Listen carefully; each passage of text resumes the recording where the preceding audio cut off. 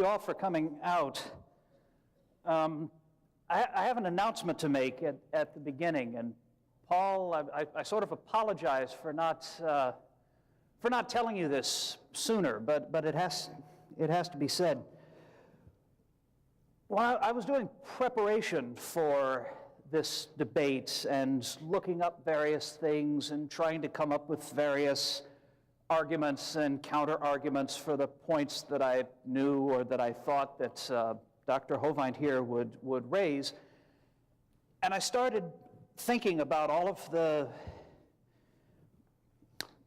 arguments that he'd made in the previous debate, all of the things that he'd said, all of the points that he'd brought up that I just found myself incapable of refuting. And I did a good deal of background digging into the claims and the statements and the facts that Dr. Hovind presented, thanks in part to his very excellent website, www.drdino.com, which I can highly recommend.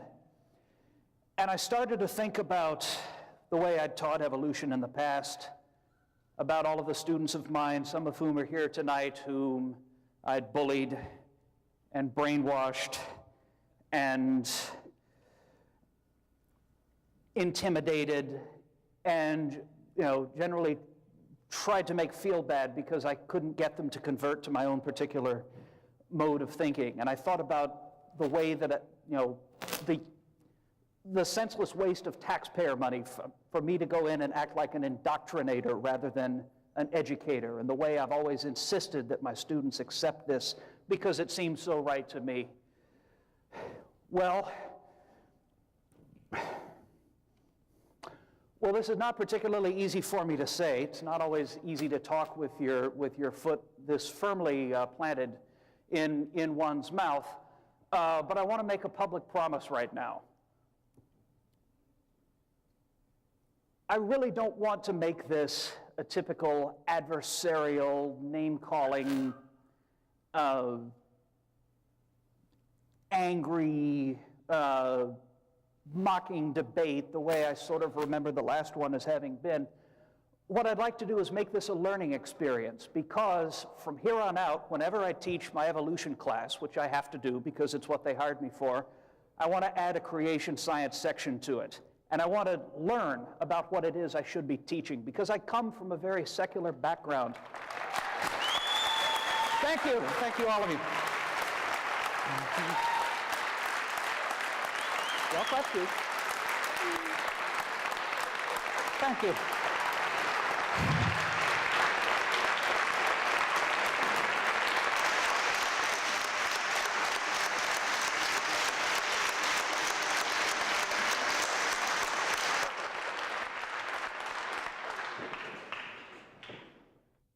Wow.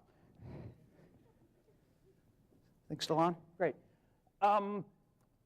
The high school I went to was a public high school in Louisiana, great education capital of the world that it is. And things like this just weren't covered in my high school. One friend of mine was actually taken to after-school detention for saying the name of Jesus out loud. That's what the atmosphere there was like, I kid you not. And of course, in my college education, first at Tulane and then at the People's Republic of Berkeley, California, which is a little different from here, I might add, just a touch. Of course, I was not exposed to things like this. So the reason I came here was not so much to defend my own case, because evolution is far past anything that I could say to defend it. What I really would like to do here is learn some of the things that I should be teaching, some of the things I should be presenting, and the ways in which I should be presenting it, to make sure that all of my future classes are even and open-handed and non-intimidating to people of all persuasions who should happen to take them. And so I really don't have anything else to say. I ended up not presenting a particularly strong defense, and I hope this doesn't upset the presenters. We were told to make this a debate, so in my own feeble way, I will do my best to answer any points that Dr.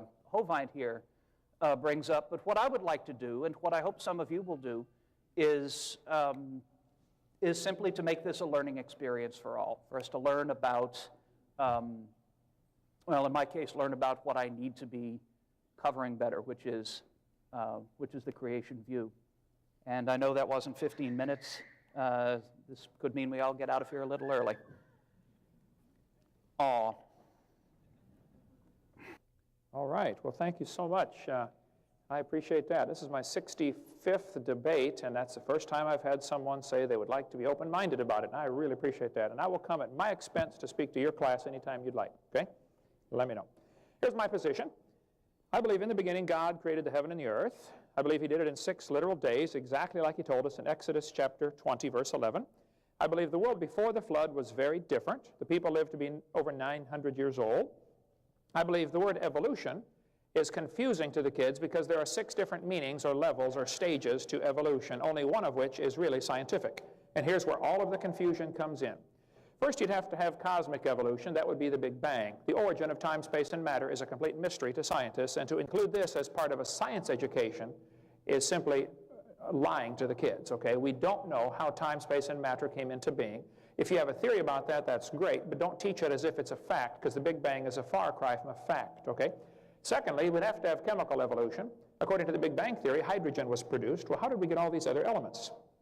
There are 92 elements plus the synthetic ones. Thirdly, we'd have stellar or planetary evolution. No one's ever seen a star forming. We see stars blow up all the time. We never see one form. So that's not part of science to say stars evolved over millions of years. Nobody's ever observed that. That's not part of science. It's part of a religion that somebody believes in. Fourthly, we have organic evolution. That's the origin of life. No one has a clue how life can get started from non-living material, and it certainly has not been proven how it happened in the past.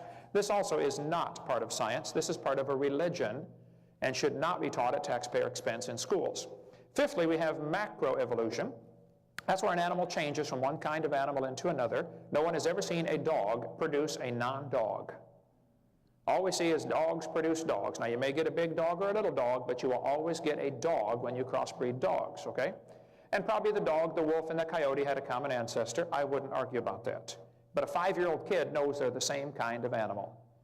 Here we have a dog, a wolf, a coyote, and a banana. And I ask kids all the time, which one is not like the others? And every 5-year-old gets it right.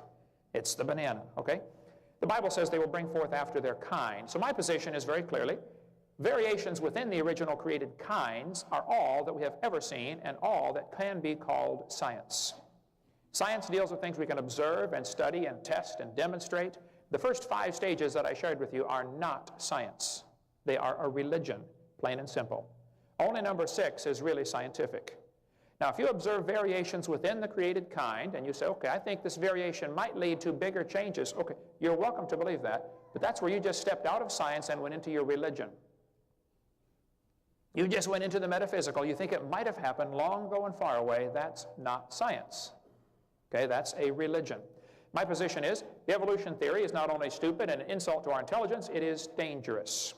We are teaching the kids they're an animal, and then we wonder why they act like animals. This textbook says 30 million years ago, these creatures evolved. The earliest fossil apes that can be ancestral to both humans and modern apes. We teach the kids they're nothing but an ape, or an ape derived from the same ancestor as an ape, and then we wonder why they act like animals. You don't need to be a genius to figure this out, folks. What you believe determines how you behave. This textbook says you are an animal and share a common heritage with earthworms. Now, I don't care if somebody wants to believe that, but that's not science, and I resent paying for that to go into the textbook because that's not science. That's his religion. He believes we have a common ancestor with earthworms. He doesn't know that, okay? And textbooks are jam-packed full of stuff like this, propaganda to get the kids to believe this silly theory. We teach them they're an animal, and they're acting like animals, okay? Go visit the schools, and you'll see what I'm talking about. I taught for 15 years.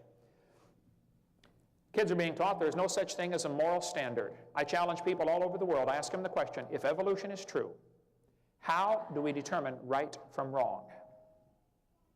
If evolution is true, what is sin? I'm telling you, there is no absolute standard to determine right from wrong if evolution is true. You just can't tell. My position is anyone who teaches this false religion and destroys the faith of students is in serious trouble when they face God, because they're destroying their faith. Jesus said very clearly, "Whoso shall offend one of these little ones which believe in me, it were better for him that a millstone were hanged about his neck and he were drowned in the depth of the sea." Now, if you want to teach science, then teach science. But if you're going to mix your religion in with it and try to make the kids believe that they came from an ape-like ancestor, you better understand you're destroying somebody's faith, and you're going to face God with this. You're going to be in serious trouble. I'm just here to warn you. I'm the messenger boy. My position is every one of us has broken God's commandments. God created this world, and He owns it, and everyone in this room, especially me, has broken God's laws. And we are in serious trouble. Nobody can get to heaven on their own merits. The Bible says, "Thou art not a God that hath pleasure in wickedness, neither shall evil dwell with thee." If you have any sin in your life, you cannot go to heaven unless you have been forgiven. And 33 years ago yesterday, I asked the Lord to save me, and I'm going to heaven. It's not at all because I'm good. It's because I have been forgiven. Anyone who repents and asks for God's forgiveness shall be saved. And that's what I recommend everybody do. My position is very simple. Many people believe in evolution because they do not want to accept responsibility for answering to a creator. There's no scientific reason to accept this theory, but some people really like that theory because that's a logical way to get freedom from God. We're warned about this in Romans chapter 1, about people who would accept this theory. It says, "Even as they did not like to retain God in their knowledge, God gave them over to reprobate mind, to do those things which are not convenient." You ought to read the whole chapter about how the people descend into depravity because they're just looking for some way to get rid of God. They're going to be backbiters, haters of God, who, knowing the judgment of God, that they which commit such things are worthy of death, not only do the same, but have pleasure in them that do them. The Bible says, "For this cause God shall send them strong delusion, that they should believe a lie." Evolution, at least the first 5 stages I shared with you, are indeed a lie, in my opinion. There is no evidence to support evolution except things that are proven to be lies. This textbook just clearly shows the kids that the mammals, the birds, the crocodiles all have a common ancestor. Well, you are welcome to believe that, but don't call that science. That's a religion that some people believe in, but there's no scientific evidence that any animal has ever produced a different kind of animal. None, okay? This one says the coccyx, that's your tailbone, is a small bone at the end of the human vertebral column. It has no present function. That is simply a lie. You're a medical doctor. You know there are 9 muscles that attach to the tailbone, without which you cannot perform some very valuable functions.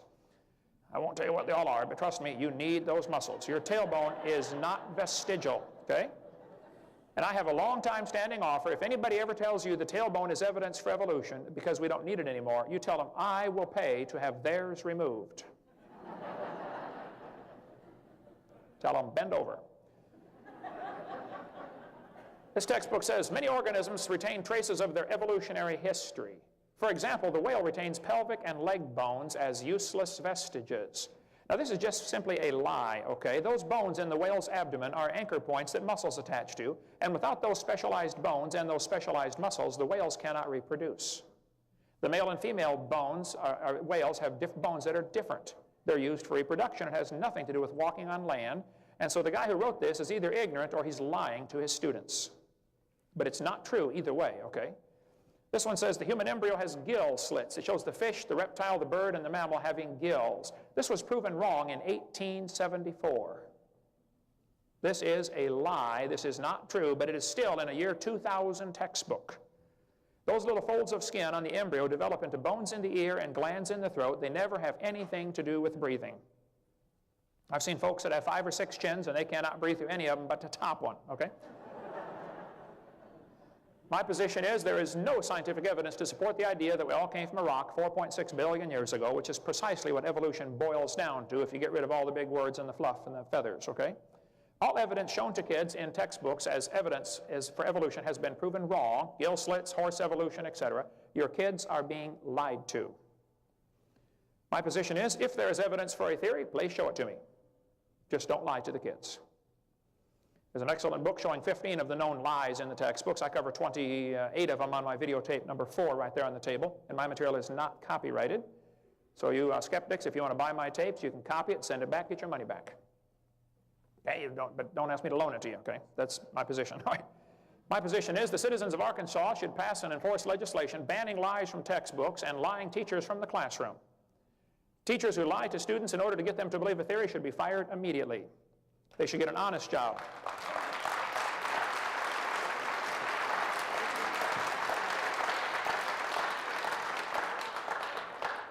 These 6 things doth the Lord hate. A lying tongue. It's one of the things God hates, okay? The Bible says, all liars shall have their part in the lake of fire, which burneth with fire and brimstone. This is the second death. So, my position is very simple. I like science. I'm not against science. I'm not against education. My mother retired from teaching public school. My brother's in his 34th year teaching school. There are many good, godly teachers in the system. But folks, there is no evidence whatsoever for this theory of evolution that we're teaching our kids, and it's time we make the schools teach the truth. Now, if you want them to believe you came from a rock, I can understand that, okay? And if you have some evidence for that, then please show it to me. But don't lie to the kids. And all we have so far, and I'll be covering that tonight at the church, or if you get my video number 4, where we cover 2.5 hours of lies in the textbooks, you'll see some of the things that kids have to face every day, and they're going to face them tomorrow at the University of Central Arkansas in the textbooks. Bring me the biology textbooks in your high school or junior high or college here in this area. I will show you the pages that need to be torn out. It's very simple. I was in a debate a few months ago at the University of West Florida, and I mentioned if the textbook says the embryo has gill slits, cut the page out. It's not true. You don't need to buy a whole new book. The rest of the book's got a lot of good science in it. Just cut that page out. One professor got up and he said, I don't think we ought to deface textbooks. I said, sir, if you were teaching mathematics and you found a page that said 2 + 2 is 5, what would you do? He said, I would tell the students to mark out the wrong answer and write in the correct answer. I said, you would deface a textbook? I said, now, sir, since you teach biology, if you come across the page that says the embryo has gill slits, and you know that idea was made up by Ernst Haeckel in 1869, it was proven wrong in 1874. He even held a trial at the University of Jena. He admitted he lied. He was fraud, okay? Would you have the students fix that page? He said, no. I said, then, sir, you are a hypocrite. And you ought to get an honest job picking peaches or changing tires, but you ought to quit lying to your kids in your classroom, okay? Jim Holt from Springdale, Arkansas, up in that northwest Arkansas, and Jim Bob Duger and I worked very hard to put together a bill last year that said the state of Arkansas will not use tax dollars to purchase materials that contain knowingly fraudulent information. It almost passed the House of Representatives, and we're going to try it again this year, and we're going to try it again every year until somebody gets the message.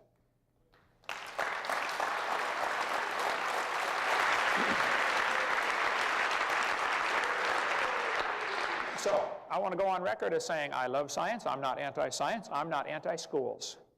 I just think the lies ought to be taken out of the books, and I don't know of anything to support the evolution theory, and I want to see the evidence so badly that we've been for about 10 years now offering $250,000 if somebody's got some real scientific evidence for evolution. I want to see it real bad. Thank you so much.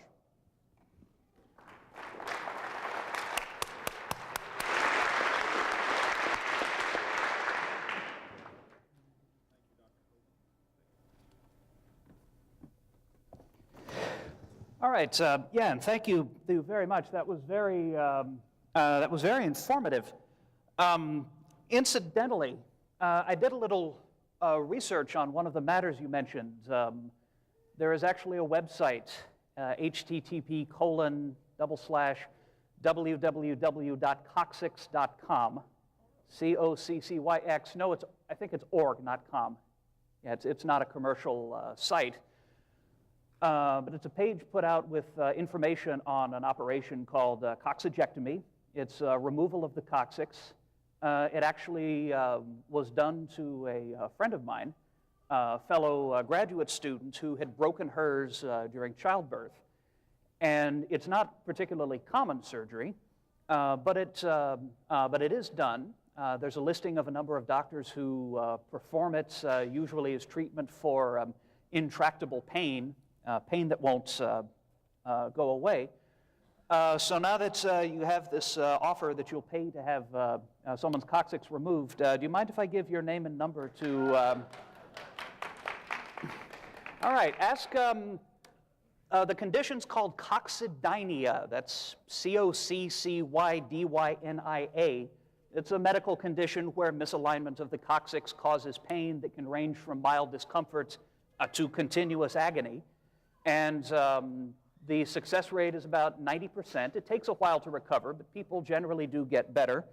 I think my friend's certain vital functions ended up coming out unimpaired, although I couldn't really ask direct. You understand. I couldn't really ask that. All right. I have question now that's come up in my reading. All too often, we see illustrations of the evolutionary process as being something like this. You have, over on the left, you have Bonzo the chimp, and Oog the ape man is over near there, and then you have Neanderthal and Cro-Magnon and some naked guy over on the right. And this picture of how evolution in general and human evolution progresses has been attacked very stridently by authors like Jonathan Wells, as well as other creationist authors probably going back to George McCready Price in the 1920s. Well, I promise never to teach that human evolution happened this way. And when you get into the, when you read, as I have read, I have gone over to Central Baptist College Library and done some reading of the other side's position on human evolution. The creation literature talks a great deal about how all life is divided up into individually created kinds. And Dr. Hovind gave a very fine example of how these work. You can have a dog, a wolf, and a coyote, and sure, maybe there's been a little bit of change. All three of those might have evolved from a common dog-like ancestor, but it was still a dog, not a rutabaga or some such. And while you'll find, if you read the creation literature, that there's some debate as to exactly how you should define what a kind is, in most cases it's quite obvious. On the left you have the skull of a chimp. On the right you have the skull of a human, and these clearly belong to different created kinds. In fact, in case any of the skeptics in here doubt my word, I brought a replica. This is not an actual skull. Actually, it is. This is all that's left of the last person I caught cheating on one of my exams. Right here. And this guy might have played defensive backfield for our football team once. Actually, no, I take that back. This is a chimpanzee skull, replica. Again, we don't have actual bone. And it's quite obvious that they're quite different. And there cannot be any missing links between them if the creationist view of human origins is true. And there have been a number of fossils that have been found that have turned up in various parts in the world: Java Man, Lucy, Cro-Magnon, things like that. And if creation science is correct, and this is what puzzles me a little bit, there cannot be missing links between ape kind and mankind. Everything that we find must be either an ape or a human, and this has been the position of many of the authorities I've read, of people like Marvin Lubenow, whose book is available for purchase on Dr. Hovind's website, or Jack Cuozzo, author of a very fine book that's also available for purchase. But when I started looking into this, I started running into some difficulties. In the trade, we often refer to fossils by catalog numbers. So this is skull KNMER1470. Looking a little stepped on, of course. I do hope I look that good in 6,000 years. And I'd like to compare it with another skull, skull ZKD-E3, that was also found quite some time ago. And as it happens, I have replicas available of both of these. The originals are carefully kept, but replicas are generally available for study. And for the record, this one at least I purchased with my own funds, so your tax dollars did not go into using this as an indoctrination tool. You're welcome. So if we compare these, as we know, they must be either clearly ape or clearly human. There was a creationist writing in the 70s, it might have been Kelly Seagraves, I forget, who mentioned that the more difficult it is to determine the boundaries between created kinds, the more evolution is going to look like as if it's true. So it should be obvious as to what is an ape and what is a man.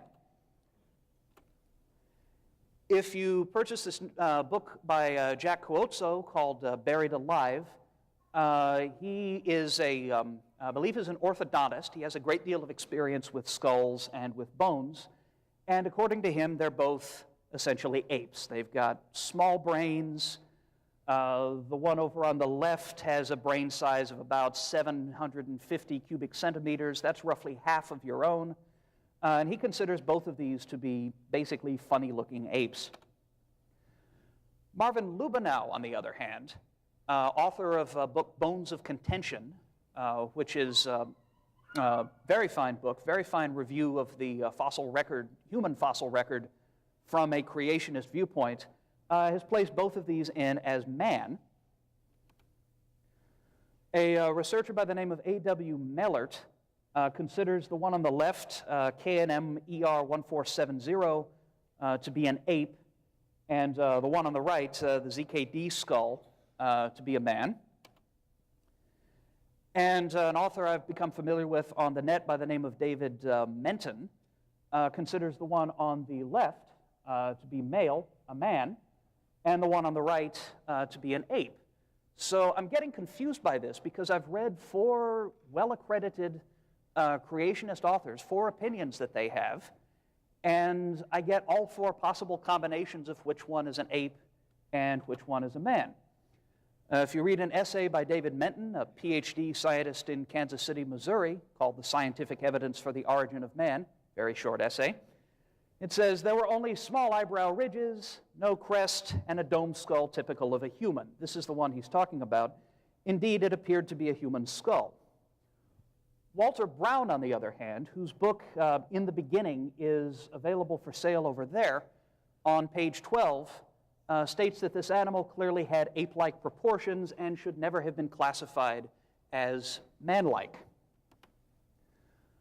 So on Dr. Hovind's website, he sells Martin Lubenau's book, who states that both skulls are human, and Jack Cuozzo's book, who says both are apes. Now, I certainly believe in not exposing people to fraudulent information, but the problem is either that one's incorrect, or that one's incorrect, or both of them are incorrect. At least one of these must contain false information and therefore should not be placed into school libraries or used as discussion material in accordance with this law in Arkansas that they're trying to get passed. So what I'd like to know is what are the criteria by which you can decide whether one of these skulls belong to a member of the ape kind or a member of the mankind.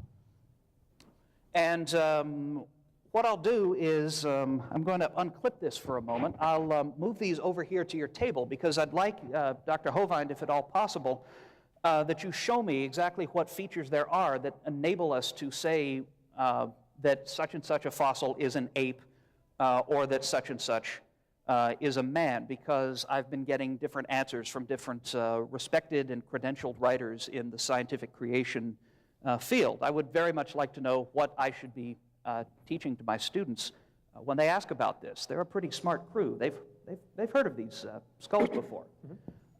So I thank you very much. In just a minute, I'll bring these over to your table. All right. The Bible says we are made in God's image.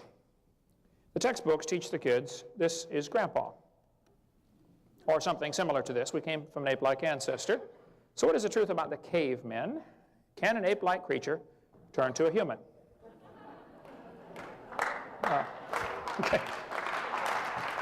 Well, I guess that depends on what you mean by caveman. Okay, there are many people who live in caves. Okay, Lot and his daughter lived in caves. Joshua hid the 5 kings hid in a cave. Osama bin Laden's the world's most wanted caveman right now.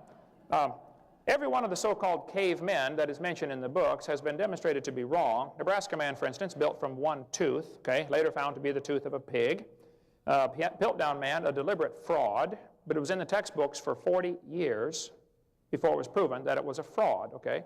Over 500 papers, some PhD papers even, were written, dissertations on the Piltdown man, and it was a deliberate lie.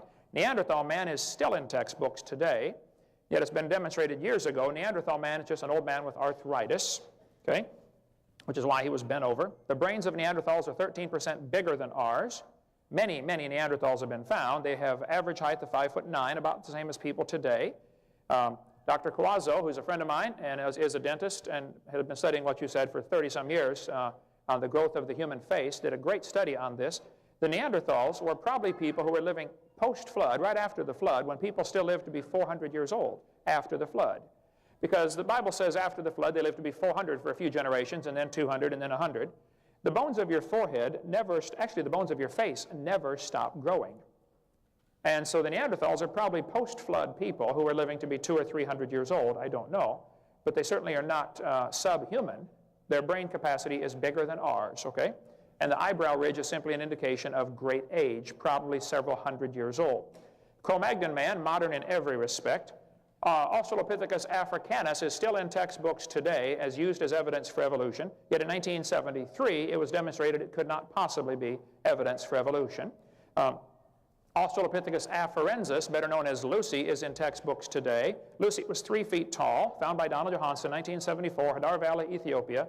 He said Lucy's becoming a human, particularly because of the knee joint. Well, the fact is there's quite a bit of controversy about that knee joint, and that knee joint, the one that was labeled Lucy's knee in National Geographic was not Lucy's knee. Yeah, that one was found 1.5 miles away. So you need to get Tom Willis's website from csama.org, Creation Science Association of Mid-America in Kansas City, to get information about Lucy's knee joint. The femur was angled, and that was his evidence it's becoming a human. Well, the fact is monkeys that climb trees have angled femurs.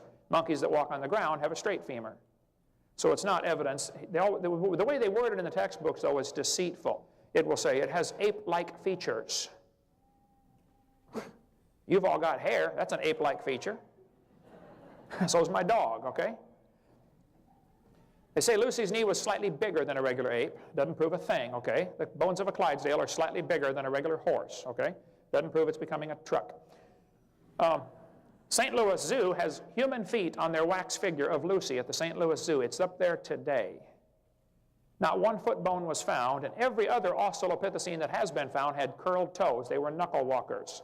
But the zoo director, Bruce Carr, was told about this. He said, look, what you have up here is a complete misrepresentation. It's a lie. He said, zoo officials have no plans to knuckle under. We cannot be updating every exhibit based on every new piece of evidence. We look at the overall exhibit and the impression it creates. We think the overall impression this exhibit creates is correct. In other words, Bruce is saying it's okay to lie to students that come to our zoo because we think the impression that man evolved from an ape-like ancestor is right. Therefore, even though our statue's a lie, we're going to keep it up here because of the impression it gives to the kids. Now that guy ought to find an honest job picking peaches, and somebody in Missouri ought to help him. He does no business being involved in lying to kids. Charles Oxnard spent 16 years studying every single bone of Lucy with the computer multivariate analysis. He said Lucy is not a missing link. It's just an unusual monkey, that's all. And there might be some still alive today. So Lucy is not a missing link. Peking man, all evidence disappeared, but that was used as evidence for evolution for many years. And yet, Peking man, what it amounted to was a bunch of monkey skulls that were smashed, found in a cave, and human tools found with them. So some brilliant guy in a government grant said, wow, these monkeys are learning to use tools. Hello, somebody's using the tools on the monkeys, you know. Some people like to eat monkey brains, watch Indiana Jones, okay? They hid the fact that they found 10 human skulls, 10 human remains in the same cave. In the textbooks today is Homo erectus, which you referred to earlier, used to be called Java man, then changed the name to Pithecanthropus erectus, and now called Homo erectus, all the same creature. This was found, made from a few scraps of bone, in 1891 in Java, Indonesia, why it was called the Java man, by a Dutch anatomist, Dr. Dubois. He had gone to Indonesia to look for missing links. He loved the evolution theory. He believed in evolution very strongly, so he's not an unbiased observer, okay? He went to Indonesia to try to find a missing link. What he found was an ape's skull cap, 3 human teeth, and a thigh bone, which he found a year later 50 feet away, and it was obviously from a human, and he informed the world he had found the missing link. He hid the fact that he found a human skull in the same area, two human skulls in the same area. He put those skulls under his bed, under the floorboards, under his house. Kind of like Edgar Allan Poe, you know, the telltale heart. Only this was the telltale heads. He lied. And the fact that you're still using Java man as evidence for evolution indicates you need to study this a little further. Dr. Dubois was a liar, okay? There is no evidence of how man evolved, none whatsoever. Fossil evidence of human evolution is evolutionary history is fragmentary and open to various interpretations. Fossil evidence of chimpanzee evolution is absent altogether. Nature magazine, volume 412. Marvin Lubinau's book and Coazo's book, they may disagree on whether something is human or ape, but there's a much, much bigger point you are totally missing. I'll share it with you here. Absolutely no fossil could possibly prove evidence. It could not be used as evidence for evolution. If you walked into a court of law and said, Your Honor, this is the ancestor of humans today, anybody with half a brain in their head would say, Your Honor, he can't prove this fossil had any kids. You certainly can't prove it had different kids. Why on earth would you think a bone you found in the dirt can do something animals today cannot do? Animals today produce the same kind. Why would you think it was different long ago and far away? That's my whole point. That is not science. That's a religion. Now, if you want to believe this is an ancestor of anybody, you can believe whatever you want, but that's not science, and it shouldn't be used. You shouldn't be using taxpayers' dollars to spread your religion in the public school system, plain and simple. Now, that's my point number one. No fossil could possibly count as evidence for evolution. It couldn't count, because you can't demonstrate it had any kids. And the fact that you find a bone in the dirt lower than some other bone you found in the dirt, that doesn't prove any relationship either. I mean, a freshman law student would have a heyday with evolution, disproving it. It'd be so simple in the average court of law. The problem is, evolution doesn't have to be proven in a court of law. It only has to be made believable for students to come to school. And here's some student in the school who has a fear of his teacher because the teacher has an academic and a psychological advantage over him. And now he's going to be taught this stuff, and he doesn't dare question it too loudly, or it might affect his grade or his possibility for graduation. Secondly, I'd like to point out the similarities between these creatures. And there are many similarities. I'll be quick to agree. Okay, I taught biology and anatomy for many years. There are thousands of similarities. The similarity demonstrates a common designer. It doesn't demonstrate a common ancestor. There's thousands of parts off a Chevy that'll fit, off a Chevy Corvette that'll fit on a Chevy Lumina. Thousands of parts will interchange. That doesn't prove they're all evolving from a skateboard. They're all coming from General Motors. Hello, okay? So the similarities you're finding in these skulls is just as much evidence for a common designer of these creatures. They have similarities like binocular vision, both eyes on the front of the head as opposed to the sides, because chimpanzees have similar tasks to perform in life. They have to find their food, they have to see where they're going, they have to be able to do certain things. There are also thousands and thousands of differences between humans and chimpanzees. I mean, thousands of differences. People will say, well, humans and chimps are 98.6% similar, or 98.4% similar with current, in their DNA structure. Well, first place, 1.6% of the DNA difference is an incredible amount of difference. The fellow who was in charge of the DNA genome project, or one of the I think he was in charge of it. I've got the information here if my computer didn't lock up on me. See, according to evolution, things get better automatically, but I cannot get it to work for me. The guy in charge of the, I'll get the quote here for you, since I got 2 minutes left. He said, this 1.6% difference is absolutely incredible amount of difference. It amounts to 48 million nucleotides that are difference. And a difference of only 3 nucleotides is nearly always fatal to the organism. I know somebody's not going to believe me, so I'll show you where he said it himself. Human DNA is incredibly complex. Okay. I think I've got the quote right here. Let's see. Similarity in DNA. There we go. Dr. Barney Maddox, the leading genetic genome researcher, said, concerning these genetic differences, now the genetic difference between human and his nearest relative, he's not a nearest relative, folks, but Barney believes he is, okay? I know a good job we can get for Barney, too. He says, we're relatives to the chimpanzee. He said, this is at least 1.6%. That doesn't sound like much, but calculated out, there's a gap of 48 million nucleotides, and a change of only 3 nucleotides is fatal to an animal. There is no possibility of change. So 2 major points I would like you to address. Number 1, the similarities could just as easily be demonstration of common creator. Why aren't students taught that? Why are they only taught one religious viewpoint as opposed to all religious viewpoints? Secondly, the so-called ancestors, no fossil would demonstrate evidence for evolution. Absolutely none. It couldn't count in a court of law because, as I said, you can't prove it had any kids. Why on earth would you think a bone you found in the dirt is evidence for evolution? It can't be. If evolution is really true, let's watch it happen. Let's see it. And the argument will be, well, it happens so slowly we can't see it. Okay, then it's not science. It's something you believe happened, but that's not demonstrable in a laboratory. It's not testable. It's not part of science. And I resent them cutting down our perfectly good trees to print that stuff in a textbook. You know, where's Al Gore when you need him, okay? So my answer to your question is very simple. Yes, there are thousands of similarities. I don't know if this was a human or an ape. It doesn't matter. It wouldn't count as evidence for evolution because you couldn't prove it had any kids, okay? If there are species of extinct apes, and I'm sure there are thousands, you know, things that have gone extinct over the years, thousands of animals have gone extinct. So what? That doesn't prove evolution either. That's the opposite of evolution. And so if you're using tax dollars to line these things up in your classroom and say, boys and girls, can't you see the similarity here? And some kid in your class says, yes, teacher, doesn't this prove a common designer? You should say, well, you're right. It certainly could prove a common designer. We don't know. Why on earth are we discussing origins in science class anyway? Origins is not part of science. You're going to make somebody upset no matter which way you discuss it. Okay? Origins has no business being involved in the school system. It just shouldn't be discussed.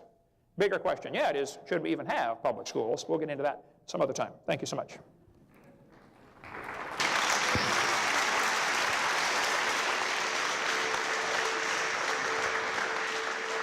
The second question that we want to present to our debaters is, what is the origin and the age of the universe, and what is your method of determining it? And Dr. Wagner, you will have 17 minutes, and Dr. Hovind, you will have 10. Okay.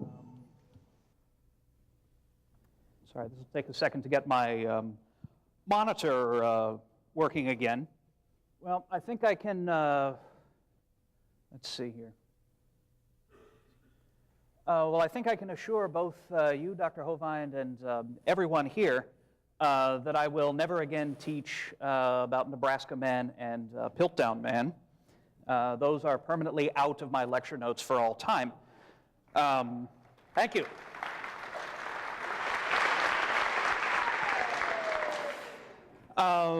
Right, and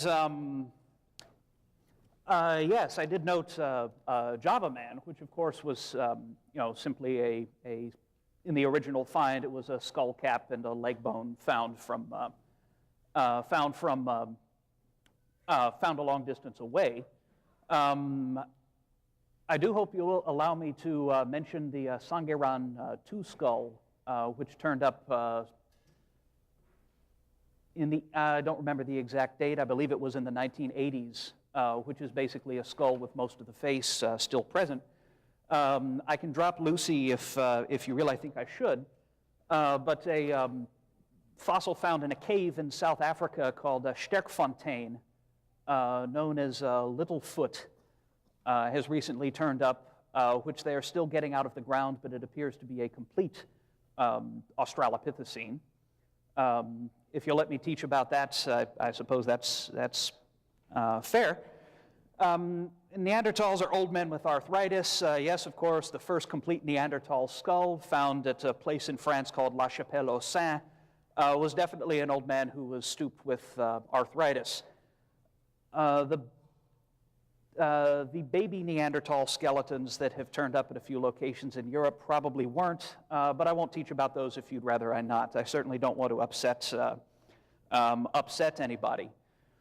Oh, incidentally, this is a reconstruction of the skull of Peking Man, and you did mention that all evidence had disappeared, so I guess I won't teach about Peking Man, except the location was reopened in the 1970s. More bones have been found, and very similar bones to this have turned up elsewhere. So if Arkansas law does not allow me to teach Peking Man, maybe it will allow me to teach about Yunshai Man, for instance, which is a substantially complete skull. So thank you for giving such an excellent answer to my question. What I believe we're supposed to talk about now is age of the Earth, and it is obviously between 6,000 and 10,000 years. That's what's printed in standard commentary on the King James. 6,000 plus a little bit was the age arrived at by an Irish archbishop, Archbishop Usher of Armagh, doing the calculations back in the 1500s. And I really don't want even to attempt to defend the idea that the Earth could possibly be old. What I do have, again, is another question that's been troubling me a great deal that comes from time that I've spent going out into the Mojave Desert of southern Nevada and southeastern California. Yes, the largest city in the Mojave Desert is Las Vegas, but there's nothing wrong with Las Vegas that couldn't be cured with a nice little fire and brimstone shower, if you ask me. Everything you've heard is true, but the surrounding regions are quite nice. And this right here is Owens Lake, California, just outside the small town of Independence, as seen from the, that's probably the Inyo Mountains in the foreground with the Sierra Nevada in the background. By the way, the Inyo Mountains have a very steep slope that's nearly vertical, that's affectionately known as the Inyo Face. Thanks. It was a sympathy laugh, but I appreciate it anyhow. Right. Owens Lake used to be a lake. There used to be water in it. There used to be steamboat service across the lake, freighting silver that was coming from the mines up in the mountains down to the nearest town of Independence, California. Owens Lake, unfortunately, dried up in the early 1900s. Los Angeles, the city, bought the rights to all of the streams and the springs that flowed into Owens Lake and kept it moist. Those have all been diverted into an aqueduct. And Owens Lake is now Owens Dry Lake, and it's visible as that white patch off in the distance. There is no more water except for a few days after the occasional rainstorm. What it's left behind is, well, what it's left behind is bad news for asthma sufferers, because the dry dust on the floor of the lake is now free to blow and generally makes life rather miserable when a windstorm comes through, as they often do out there. But most of the surface of the lake is made up of salt. When you get a lake that is cut off from flowing out to another source, be it another lake or the ocean, when that happens, there's nowhere for the water to go but through evaporation, leaving salt behind. So a lake that cannot flow out will become increasingly salty, as we've seen happen in the Dead Sea, for example, which has no outlet to the ocean. If you were to drive maybe 75, 100 miles, you would come to a location called Badwater, which happens to be 279 feet below sea level. So I can say that visiting there was definitely the low point of my career. It's the lowest spot in the Western Hemisphere. And it's what's left of another dried up desert lake. And we know this because, well, it was dry when Europeans came through. But if memory serves, there have been some Native American artifacts that have been found on the shores that include things like fish hooks and fish traps and things of that sort. So we know that there were people there at a time when Badwater was still an isolated lake. And it apparently has grown extremely salty, saltier and saltier. The water has left, and we end up with a flat valley that is completely crusted with salt. That looks like snow. It isn't. And if you dig down, you get tens of feet of solid salt. This is not a very, very pleasant place to visit on hot days, because the temperature has a way of going over 130 Fahrenheit. You know how they say it's not the heat, it's the humidity? Folks, when it's 130 degrees, you don't care whether it's the humidity or not. And you'll find lots of other salt lakes out in the desert. They're known by the Spanish word playas. This is another one in Death Valley called the Racetrack. And they're formed by isolated lakes drying up. And sometimes we're there to see it, sometimes we're not.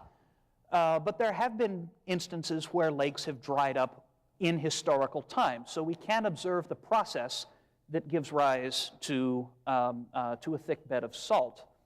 Would I be allowed to teach this? Okay, all right, I'm good. In the 1970s, a researcher by the name of Kenneth Shue and his team started drilling in the rocks that lie beneath the Mediterranean Sea. The Mediterranean is, of course, between Europe on the north and Asia on the south side, and the Holy Land and its eastern border, excuse me. And drilling in these rocks showed the existence of massive layers of salt. You penetrate down into the rocks that make up the bottom, you go down a little ways, and you start hitting very thick layers of salt, and you find other minerals that, as far as I am aware, can only be produced by evaporation. Calcium sulfate is one, better known as gypsum, perhaps better known as plaster of Paris. A sulfur-containing mineral called anhydrite is also found in the Mediterranean Sea. There's a very good article on this in Scientific American for the year 1972. And minerals like this have only been observed, as far as I know, forming during the evaporation of water that is rich in minerals. Anhydrite, in particular, this calcium sulfate form, only forms in water that is evaporating, that's hotter than 95 degrees Fahrenheit. So the water has to be just a bit less than body temperature for this mineral to form at all. And it has been observed forming in desert lakes, in lakes called sabkhas, which are found in the Sahara and found in Saudi Arabia and found in other parts of the world as well. If the entire Mediterranean Sea were to dry up right now, the estimate that I've got is for every 1,000 feet of water depth should leave a layer of about 15 feet of salt if you're evaporating from salty water. If the entire sea were to dry up right now, it would leave a layer of salts a few hundred feet thick, and based on what we know on the physics of how evaporation works, it would take roughly 1,000 years to dry up completely. It would not dry up overnight. What Dr. Schuss found, who led the team that did the drilling, found that the salt and evaporite layers in the rocks below the Mediterranean Sea were many thousands of feet thick. His interpretation, and of course he is an evil secular humanist, so you should take this with a grain of salt. Oh, did I just say that? I'm sorry, that was unintentional. His interpretation was that the Mediterranean Sea has dried up repeatedly and been refilled. Even if you were to dry up all of the sea once and for all, it wouldn't leave layers of salt and gypsum and anhydrite thousands of feet thick. And his team and others have mapped the Mediterranean Sea floor. The black areas right there are areas where table salt, the salt that you are familiar with in your salt shakers, have been found. Other minerals that are, as far as we know, formed only in evaporation, like gypsum and anhydrite, are found in other regions. And you'll notice that they extend all the way over, sorry if the volume keeps going up and down, all the way over to the coast of ancient Phoenicia and Judea, modern-day Israel. If you take a boring instrument, me being a boring professor, I have plenty of those, and drill down into the base of the Mediterranean Sea using essentially the same technology that's used in offshore drilling rigs, you can pull out a circular cross-section of the layers of rock that you find once you get below the water level. This is known as taking a core sample. It's a very standard procedure. And at two different places, this is what you find. You find layers of sandstone, you find layers of a rock called diatomite, which I'll talk about in a moment, and you find several layers, 4 in the case of Greece, 5 in the case of Sicily, of salt separated by other types of rock. The problem is this: there are staggering numbers of fossils that are mixed in with these beds. Now, I am quite aware that fossils cannot ever provide any evidence whatsoever for evolution. The only thing a fossil can ever show you is that something died, right? All right, that's what you taught me last time.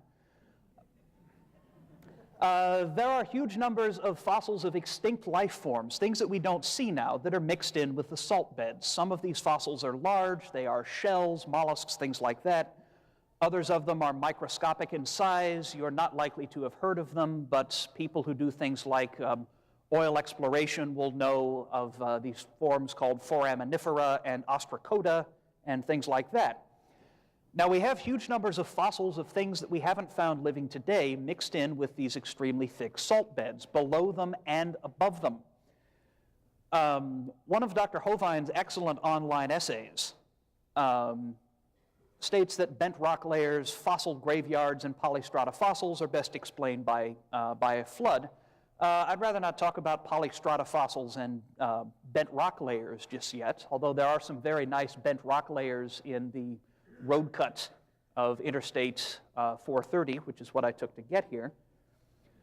But if fossil beds, rich in fossils of things that we no longer see alive, formed in the Great Flood, this must somehow mean that the salt beds did not form by evaporation. They must have formed in a flood. They must have formed in a great inundation, a great deluge of water. And they must have formed during the flood, but not during that entire time period. There must have been water in the Mediterranean before and after, or we wouldn't get fossils below and above the salt.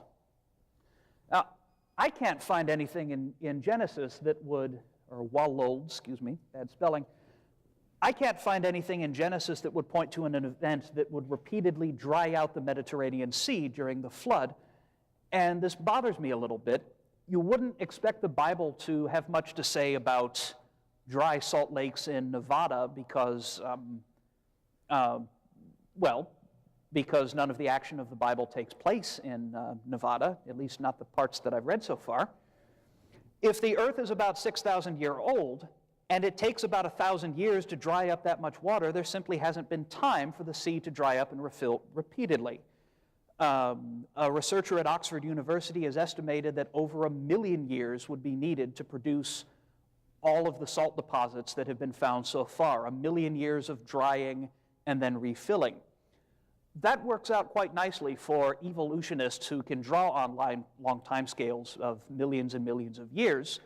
Dr. Hovind mentioned in one of the first sentences of his presentation that he believes in 6 literal days and a very short time scale.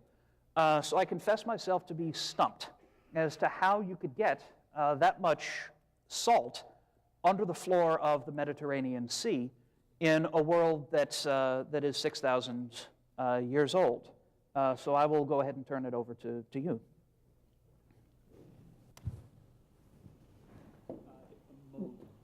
There we go.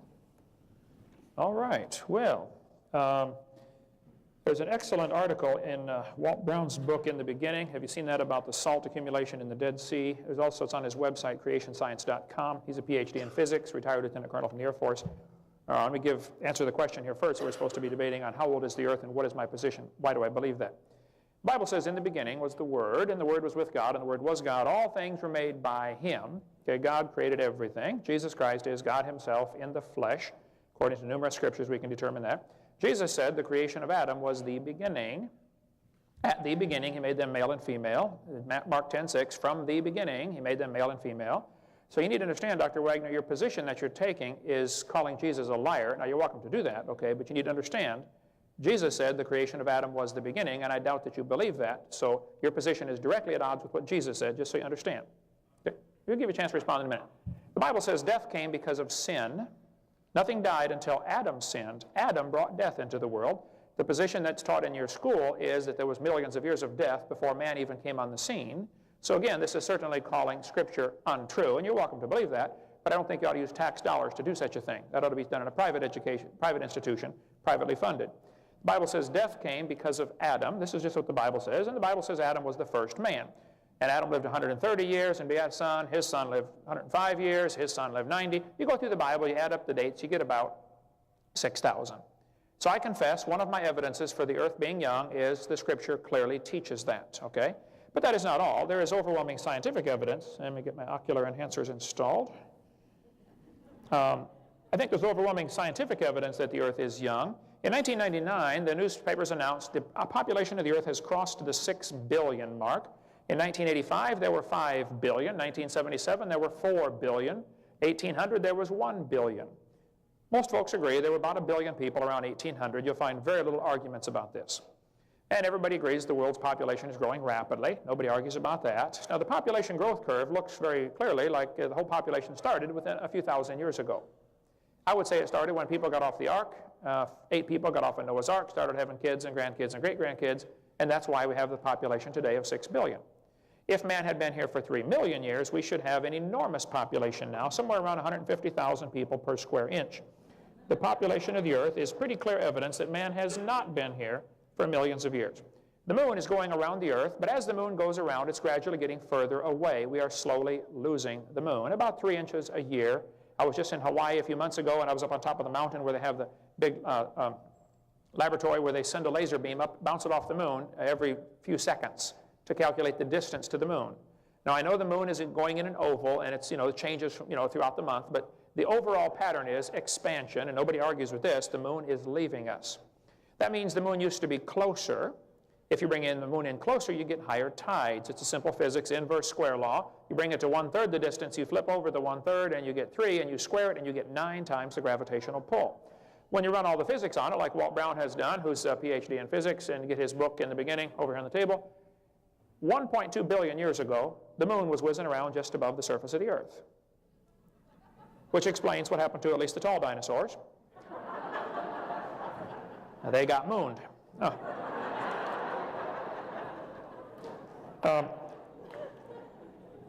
You can use that one. Yeah. The Earth's magnetic field is getting weaker. Since it's been studied, we've seen a 6% decline in the magnetic field in the last 150 years. The Earth's magnetic field is getting weaker, which of course means it can't be more than about 25,000 years old. And that also means carbon dating is not going to work, because as the magnetic field declines, more radiation gets in, and that increases the C14. We cover much more on that on video 7. I'll give you a couple of quick examples. The lower leg of a mammoth was carbon dated 15,000 years old, but the skin was 21,000 years old. One part of a mammoth is 29,000 years old, another part's 44,000 from the same animal. I give many examples on my website, including a long explanation of how carbon dating is supposed to work, and we'll cover that during Q&A if you'd like. Much more of that in video number 7. The kids are taught, in order to answer this question about the magnetic field declining, they're taught the magnetic field is reversing.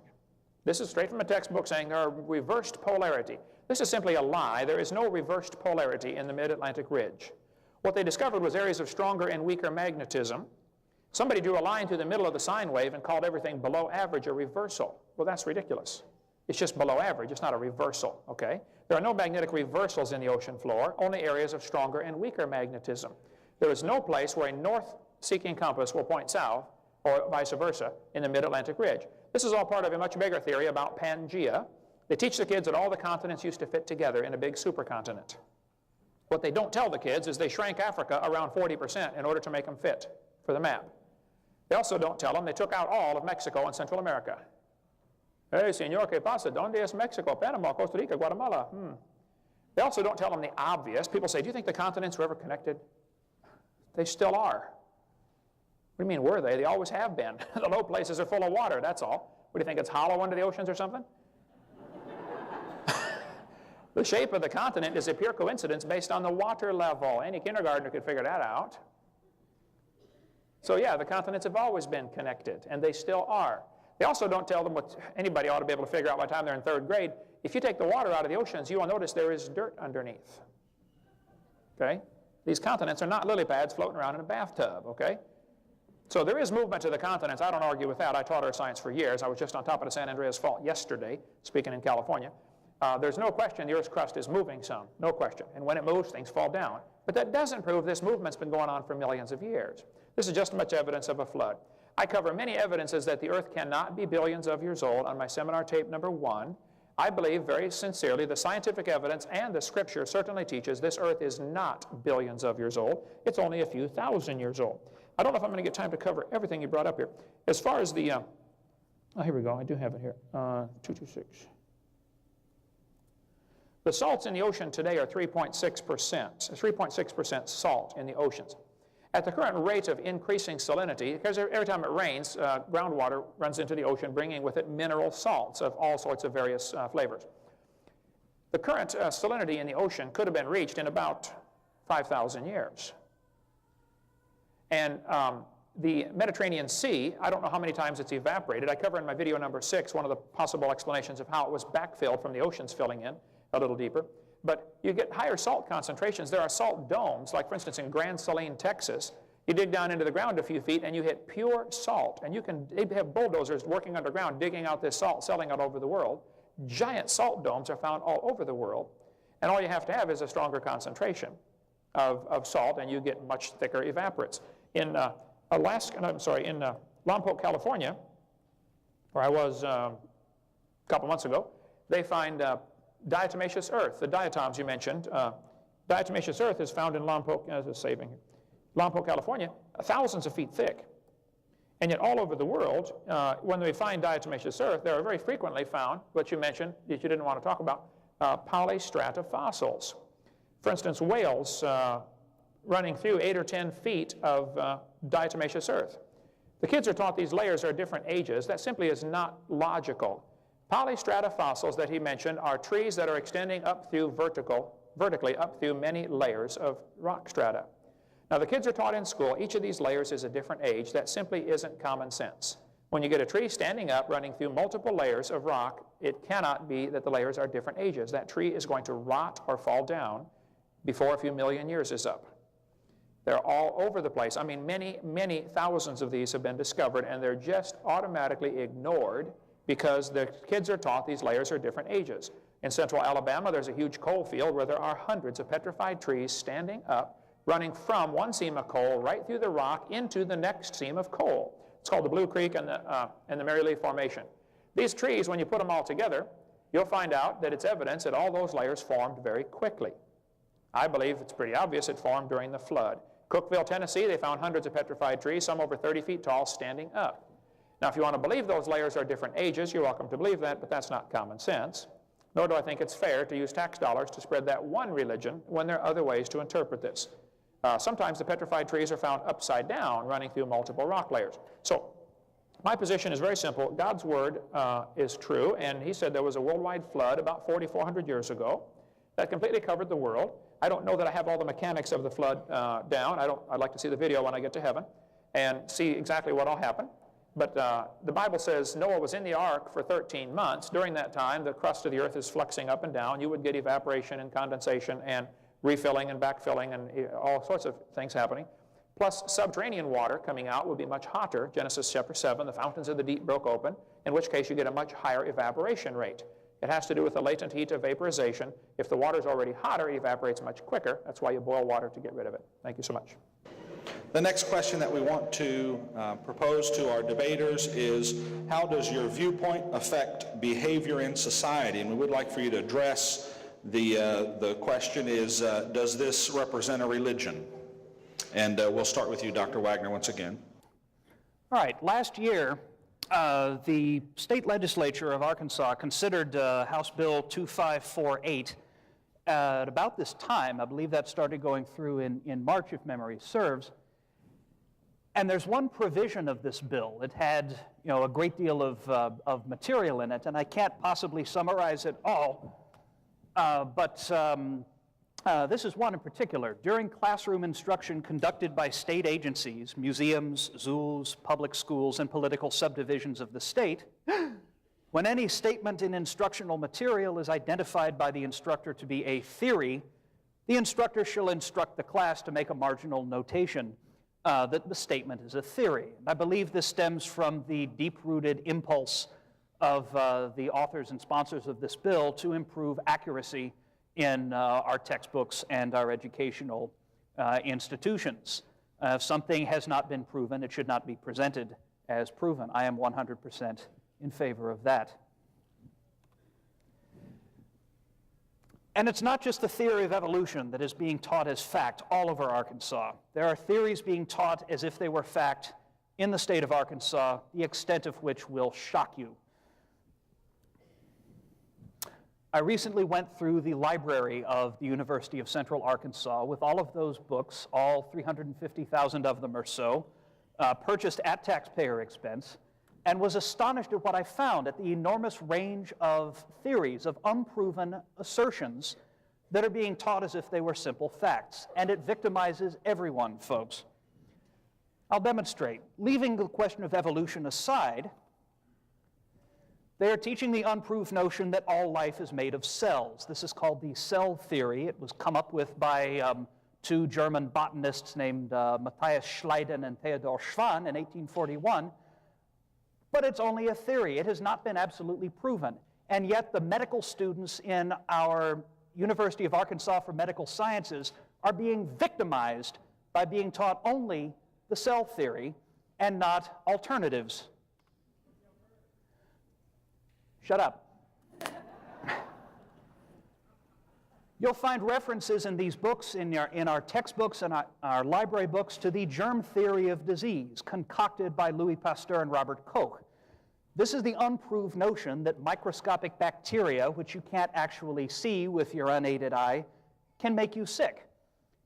And it's labeled as such in the textbooks and in the reference books that we deal with. It is only a theory. It is not proven that opening unmarked envelopes sent to you and breathing in white powder that you find is actually bad for you. We cannot offer scientific proof of this. If Dr. Hovind were to offer $250,000 for proof of the germ theory, he'd be able to hang on to his money for a very long time. There's also the heliocentric theory, going back to the 1600s, the theory of Copernicus. It's the unproved notion that the Earth goes around the sun and that it spins while it's doing so. And it's not only unproved, it's unbiblical.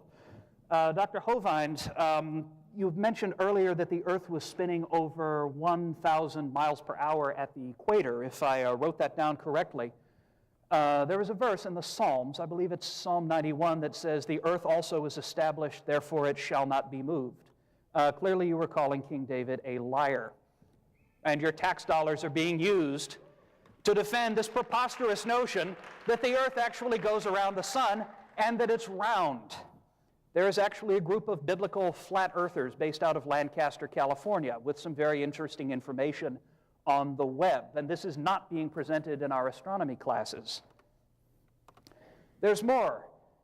There's this unproved notion called electromagnetic theory that is being taught as if it were fact to our engineers and our physicists and our electronics technicians that supposedly explains electricity and magnetism, but it's only a theory. I did some reading in engineering textbooks. It penetrated even there. You will find references in these textbooks to plasticity theory. This is only a theory. It is not proved that metals bend in a particular way when you put weight on them. And finally, the atomic theory, the utterly unproved notion, which a number of prominent physicists like the German Ernst Mach have disagreed with, that everything is made up of some sort of invisible atoms that you can't actually see. Our architects and our engineers are being victimized by only being taught one version, by not being allowed to, by being forced to use plasticity theory, by being forced to use this mechanical, unproven notion when they design bridges and buildings, for the very picayune reason that the bridges and buildings would fall down if they didn't. That's not good enough reason. We need to expose them to a wide range. Just an example, a so-called educational website on disease clearly mentions the germ theory of disease. Not proven, not fact, merely a theory. Yet our medical schools indoctrinate thousands of doctors each year with the unproven notion that little living things crawling around in the air can make you ill. Germ theory, germ theory. A common biology textbook, Life, the Science of Biology, calls this the fourth organizing concept in all of biology, but it's only a theory. It's the cell theory, the notion that organisms are composed of cells and that the cell is therefore the basic building block of life. We need to present a wider range of alternatives.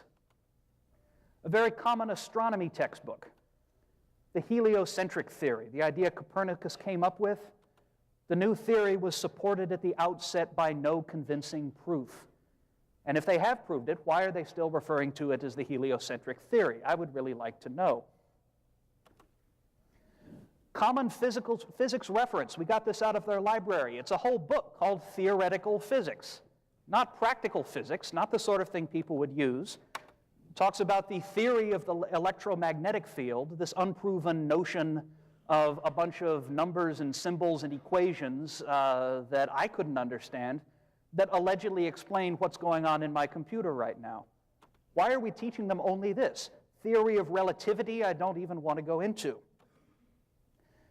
Common engineering textbook, we find again the theory of plasticity, dislocation theory. There's a close-up, if you couldn't see the original, the theory of initial and continued yielding. All of these ways for building solid bridges and solid buildings are being presented as if they were fact, but it's clear from the textbooks that I have seen in the library that they're being, what they really are is unproven speculation. They are religions. We are indoctrinating our doctors with the religion that bacteria creep around in the air.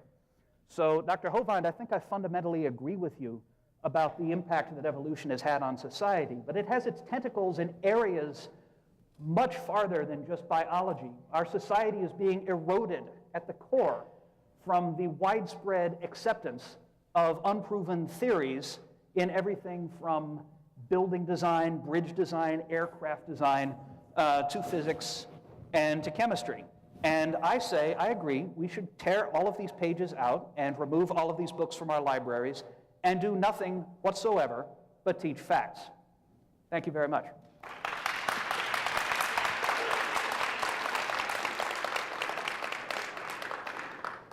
All right. I can't remember the name of the fallacy for what you just committed for the logical thinking, but you're trying to include evolution with these other things to try to make it appear that they're the same. I'll have to go back and look up the name of the fallacy in the logical process. But we observe cells. To say the cell theory, I mean, you can see them under the microscope. I've seen them and worked on them many thousands of times. You can see the effects of the electromagnetic theory. You can see the results. I would like to see what results we have from the evolution theory. What advancements to modern science do we have? What good has this done? And I think I could point out, if we had time, scores of examples where the textbooks do not refer to it as the evolution theory. They refer to it as the fact of evolution. And they'll say statements like, you know, all species of life have a common ancestor. That has not been observed. It's not even said that this is a theory that all species of life have a common ancestor. So you're trying to include evolution with these other sciences as if they're on equal footing when they're certainly not at all. Let me give you some examples of what this theory has done for our world. Evolution is the foundation philosophy behind racism. There are many, many folks who would agree with this, including Stephen Gould. There's Darwin's book, The Origin of Species, which is, by the way, not the entire title to the book. These are considered different species of monkeys, yet they're obviously the same kind of animal, okay? They're still a monkey. Here's a little more to the title. In a book entitled On the Origin of Species by Means of Natural Selection, well, now wait a minute, there's more to the title than that. Here's the whole title of Darwin's book.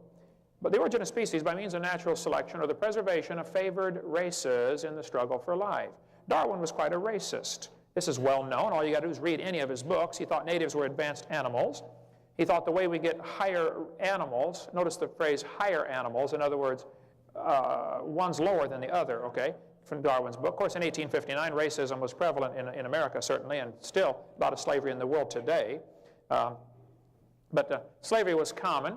Henry Fairfield Osborn, who testified at the Scopes Monkey Trial, 1925, Dayton, Tennessee, he was the curator at the American Museum of Natural History. He said, the standard of intelligence of the average adult Negro is similar to that of the 11-year-old youth of the species Homo sapien. He was quite the racist. Stephen Gould at Harvard University said, biological arguments for racism may have been common before 1850, but they increased by orders of magnitude following the acceptance of the evolutionary theory. So I think this theory we're teaching the kids certainly is a pseudo-scientific justification for racism. Thomas Huxley, the man who really promoted Darwin, said, no rational man cognizant of the facts believes the average Negro is the equal, still less the superior, of the white man. Charles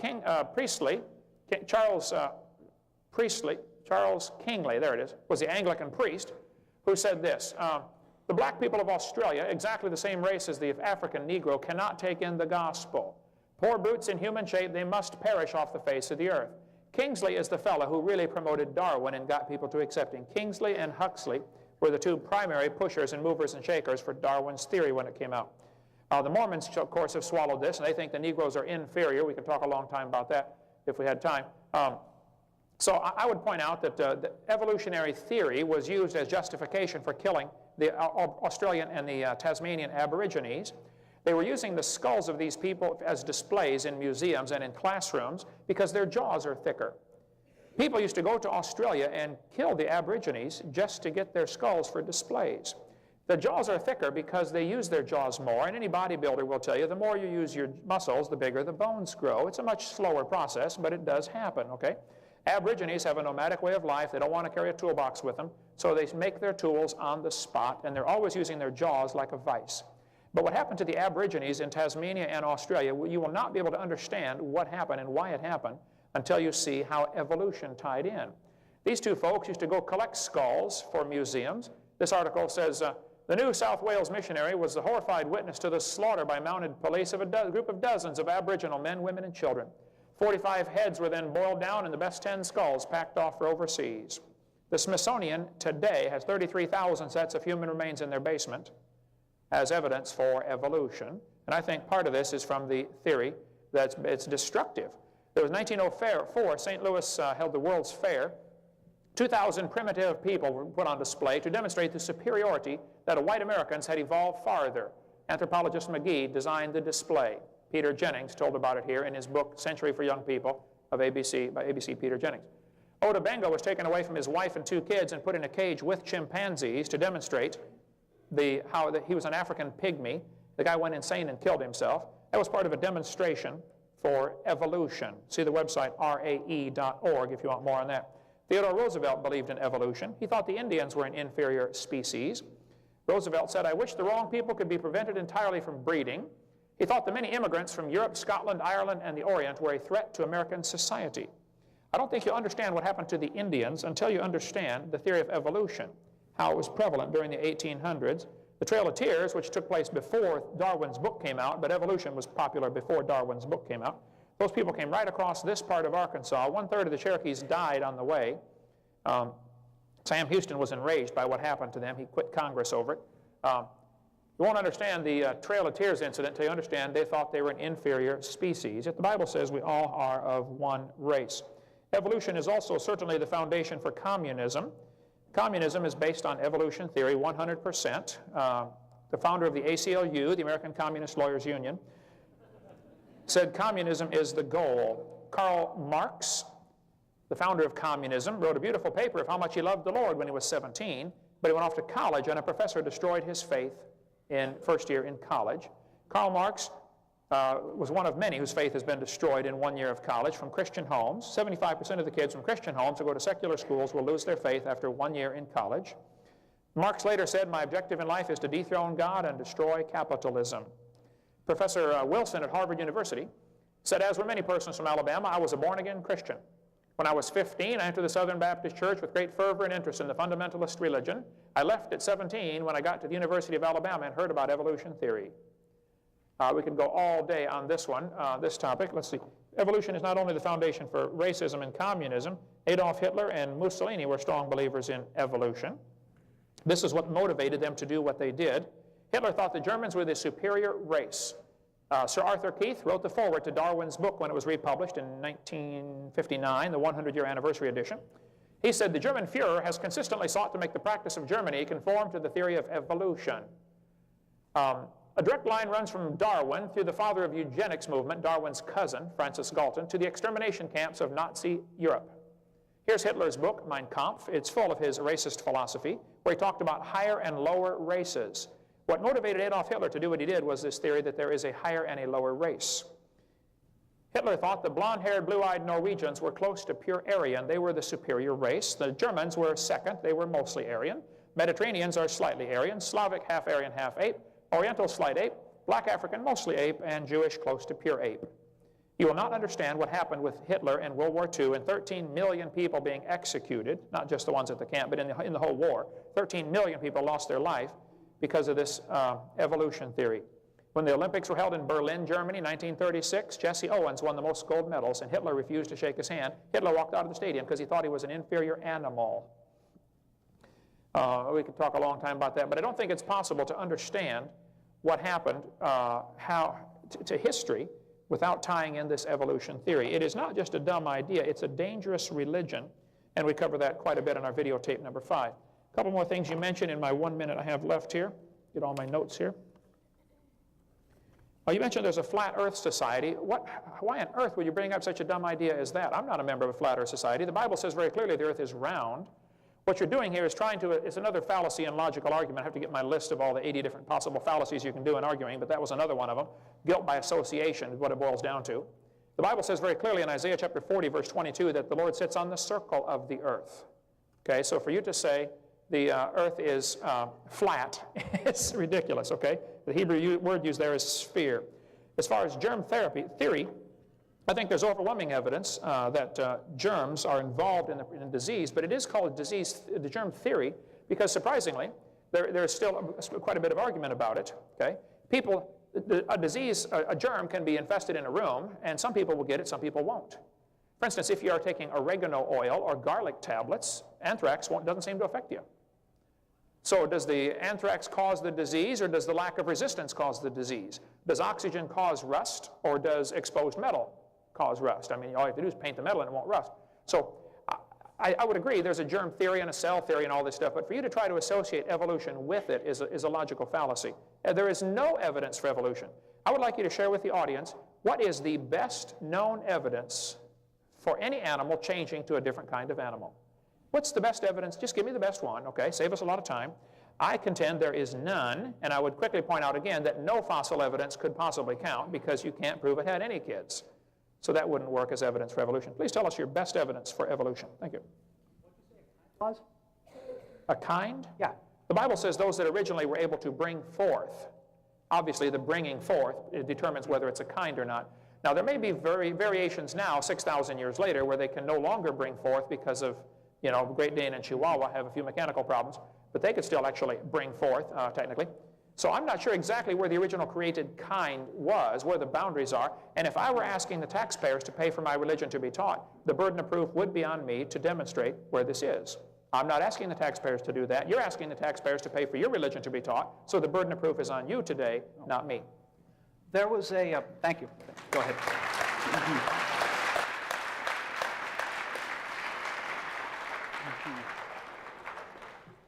Well, I was down at Heritage Baptist, this is Heritage Baptist, sorry, at Central Baptist College in our fair city of Conway, and I was looking through the Creation Research Society quarterly and came upon a 1997 article by Garcia Pozuela Ramos.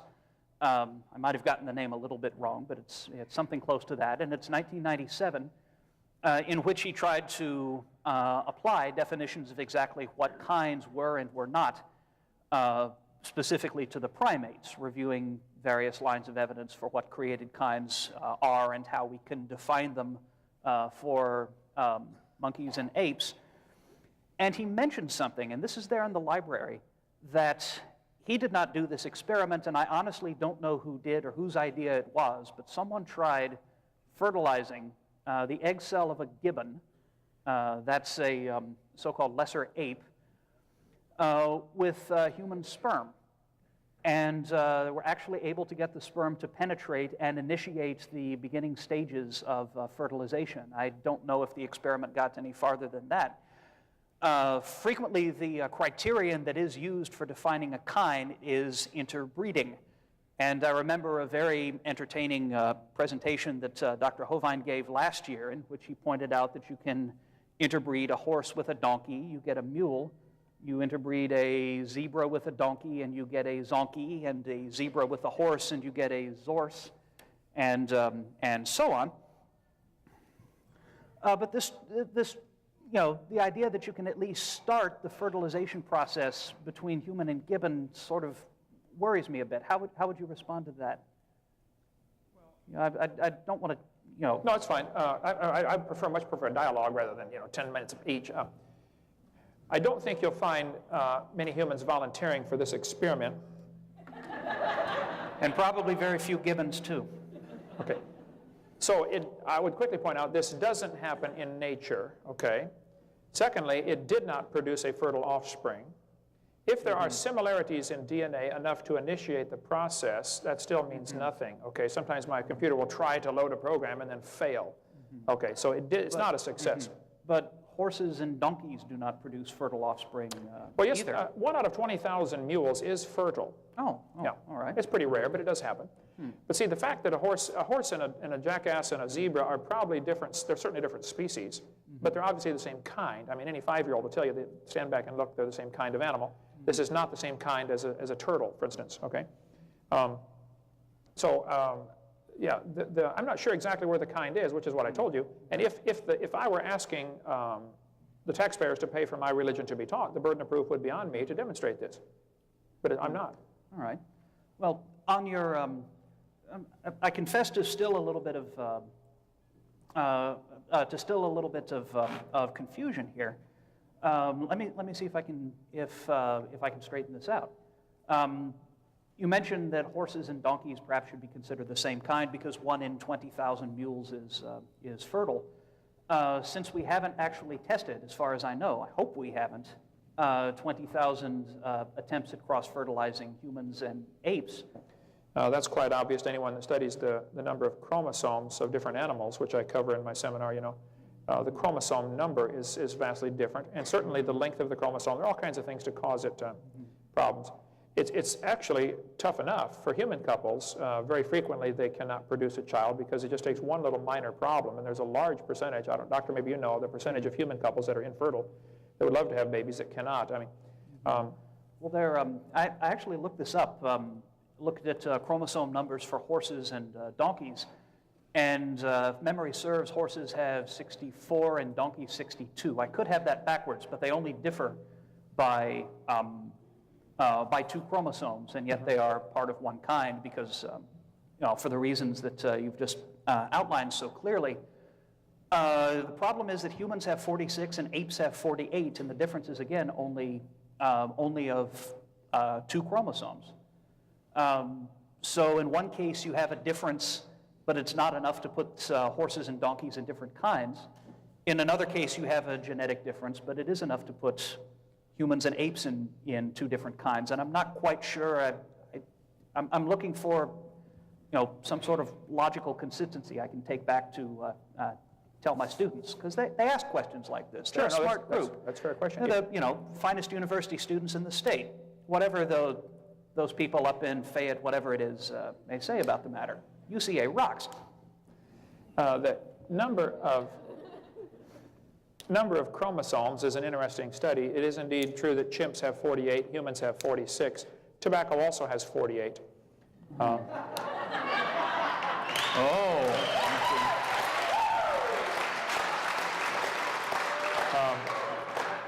Amoebas have 50, and they say we came from an amoeba, yet they've got more chromosomes than we do. Chickens and dogs both have 78. They're identical twins. The fern has the most chromosomes. That's the ultimate goal of all evolution, to become a fern. So I think common sense would tell you, if you look through the, you know, the possum, the redwood tree, and the kidney bean all have 22 chromosomes. The similarities, I think, are evidence of a common designer. Now, if you want to believe that humans and apes have a common ancestor, you're certainly welcome to believe that. Thank you. But that is not something that you should be using taxpayers' dollars to. Certainly you should not teach it dogmatically. And if you teach it at all, you ought to give other alternatives, like, hey, maybe there's similarities because of a common designer as opposed to a common ancestor. Okay, the number of... it certainly could be Allah. I mean, God, sorry. Don't know what came up to me. It could be similarity. Let's see. I've got information on that here someplace.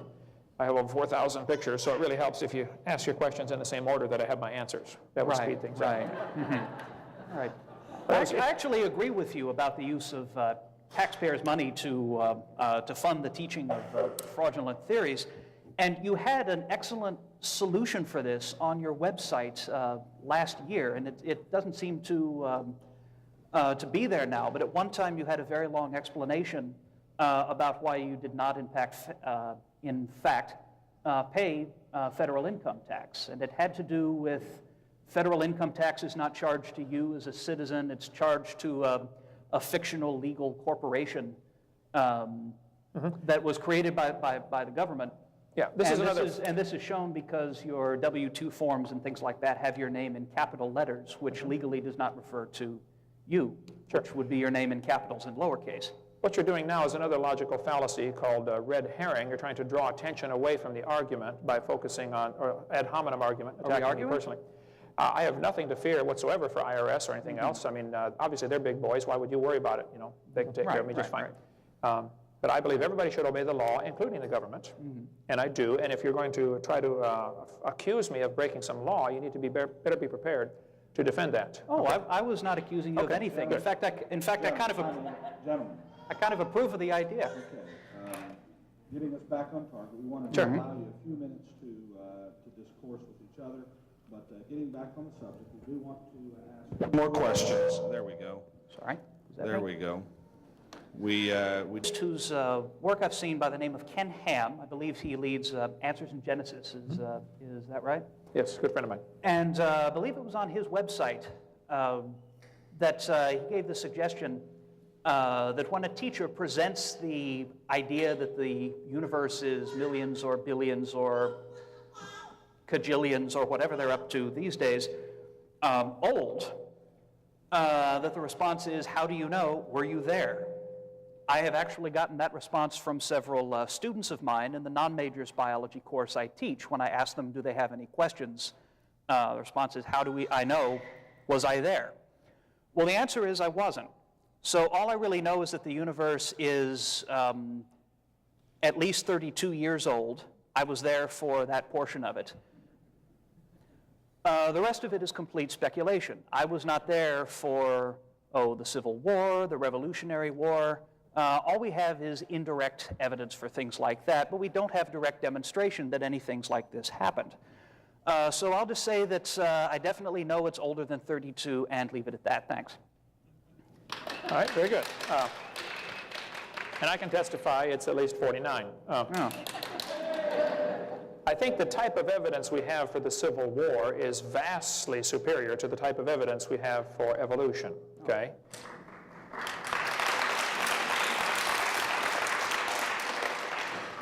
We have no evidence of evolution happening in the present. We have no proof of it happening in the past. It's something people believe in, and that's a religious worldview, and it should not be taught at taxpayer expense. I thought the question was leading to evidences that for the age of the universe. Okay. Typically, the most common given are, at least for the age of the Earth, are radiometric dating methods, be it carbon dating, potassium, argon, rubidium, strontium, lead-208, whatever. Doesn't matter. They're all based on the same assumptions. We cover that in our video number 7 in great detail. Living mollusk shells, for instance, were carbon dated at 2,300 years old. Obviously, they're not 2,300 years old. They're still alive. Freshly killed seal, carbon dated 1,300 years old. They had just killed it. Okay, it's not 1,300 years old. Shells from living snails, carbon dated 27,000 years old. I mentioned this earlier. One part of a mammoth is 29,000, another part's 44,000. Baby Dima was dated at 40,000, another part's 26,000, and the wood next to it is 9,000. If you get the Geological Survey Professional Paper 862, you will find rather interesting reading, kind of tough to wade through, but I've got the paper at home. Here it says sample number 454 is 17,000 years old. Sample 455 is 24,000 years old. But if you read, it says this is the same sample as 454. Interesting. Sample number 299 is less than 20,000 years old. Sample L137X is greater than 28,000, and yet it's the same sample as 299. You go through and you wade through this and you find out they simply do not know, okay? We could talk a long time about carbon dating. The other one commonly used is the idea that the universe is billions of years old because of the stars, being so-called billions of light years away. The stars may indeed be billions of light years away. I would never argue that they're not, but I certainly would argue that we do not know that the speed of light has been a constant.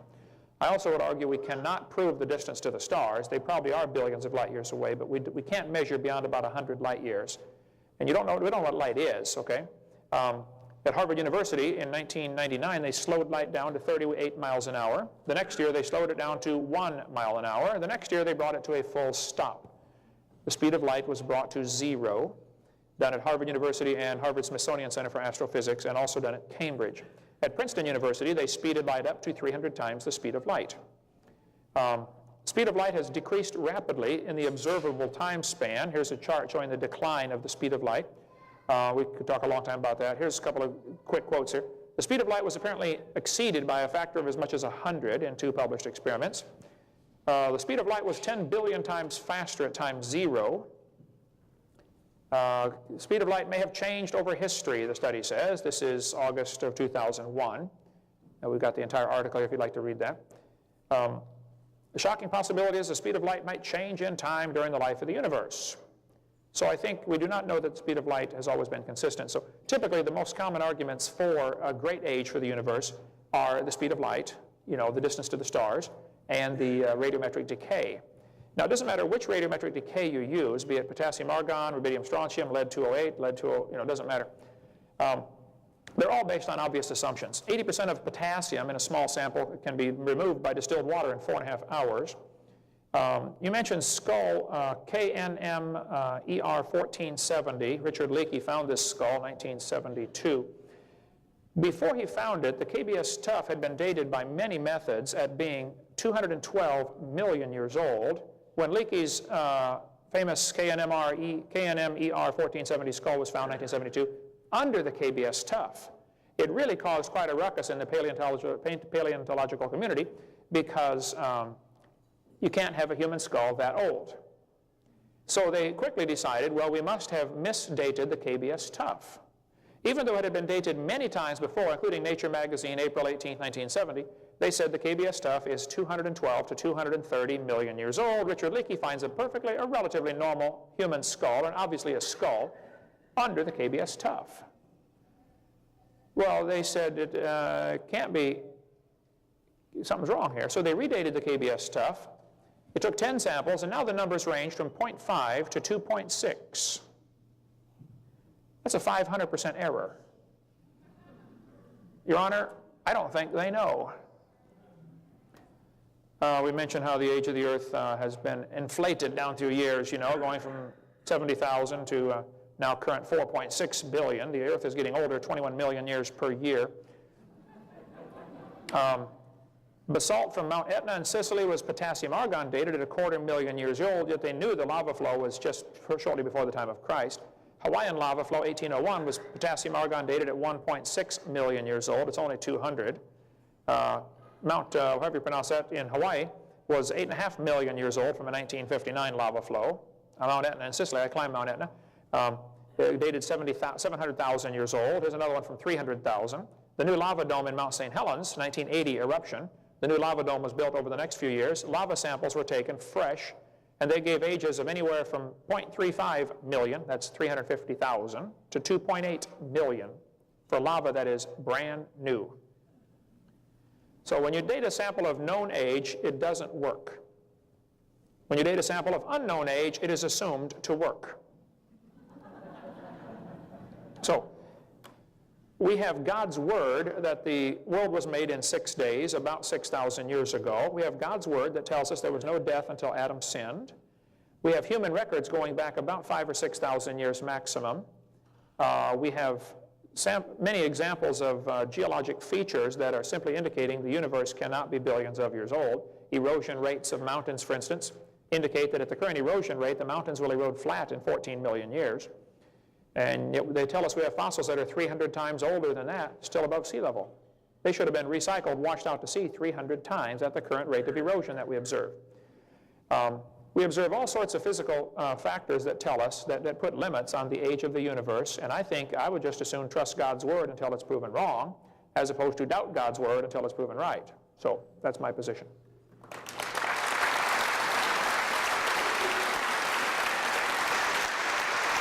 Coexisted, which is accurate. Dr. White, we'll start with you. All right. A couple of years ago, I visited the Creation Evidences Museum in Glen Rose, Texas, just outside the boundaries of Dinosaur Valley State Park, which includes the bed of the Paluxy River, which is a famous place where dinosaur tracks, including entire trackways, have been found. This is a very famous location in the creationist literature. This museum was set up to demonstrate human footprints and even human trackways that had been found there. And for a while, it was featured in documentaries like The Mysterious Origins of Man and things of that nature. The problem is, I'm confused here again. Recently, the Institute for Creation Research, based out in Southern California, in the San Diego area, issued a report on the human tracks from the Paluxy River, in which they argued that they were not actually human tracks. They were either more or less chance depressions in the rock that happened to look like a track, or in some cases, they were produced by humans, but not with feet, with chisels. There's a couple of those that appear to be suspicious in that regard. And there's others that appear to be dinosaur tracks that have weathered in an odd way. And this was not the conclusion of the evolutionary establishment. This was John Morris, son of the well-known creationist Henry Morris, who wrote several of the books on that table. So recently they've had to withdraw some of the evidence for dinosaurs and humans walking together. On the other hand, Dr. Carl Baugh, who operates the museum right there, is certainly convinced of their reality. He has well, it looked to me like a rock, but he told me it was a fossil human finger, and he's got a PhD. Who am I to doubt him? So clearly there is argument on both sides within the creationist camp, and I'm not quite sure what I should teach, other than that I should probably present, the idea that humans and dinosaurs coexisted and that they didn't, and leave the students free to make up their own minds. But that's really all I know on the topic, and I'm sure Dr. Hovind will enlighten you further. I would be honored to do such a thing. Wonderful. It's pretty clear known biological fact that reptiles grow all their life. They simply never stop growing, and there's a long technical reason for why, with the growth plates at the end of the bones, etc. Reptiles grow all their life, so if a reptile were allowed to live to be 800 or 900 years old, it would be gigantic, okay? The word dinosaur means terrible lizard. That's what the word means, and I believe dinosaurs were giant reptiles in the reptilian family from the pre-flood times when people were living to be 900 years old. Dr. Cabrera, should be a C, here is holding human vertebrae found with dinosaur bones in Peru. Dr. Cabrera also has a lot of interesting evidence on dinosaurs and humans living together based on the Ica stones. I have 3 in my collection in Pensacola, Florida, 3 originals. About 50,000 of these stones have been found. There are 15 in the United States. Dr. Baugh, who you mentioned, has 1. Dennis Swift has 2. These stones clearly depict dinosaurs. The footprints you're talking about from Glen Rose, Texas, I've been there 3 times.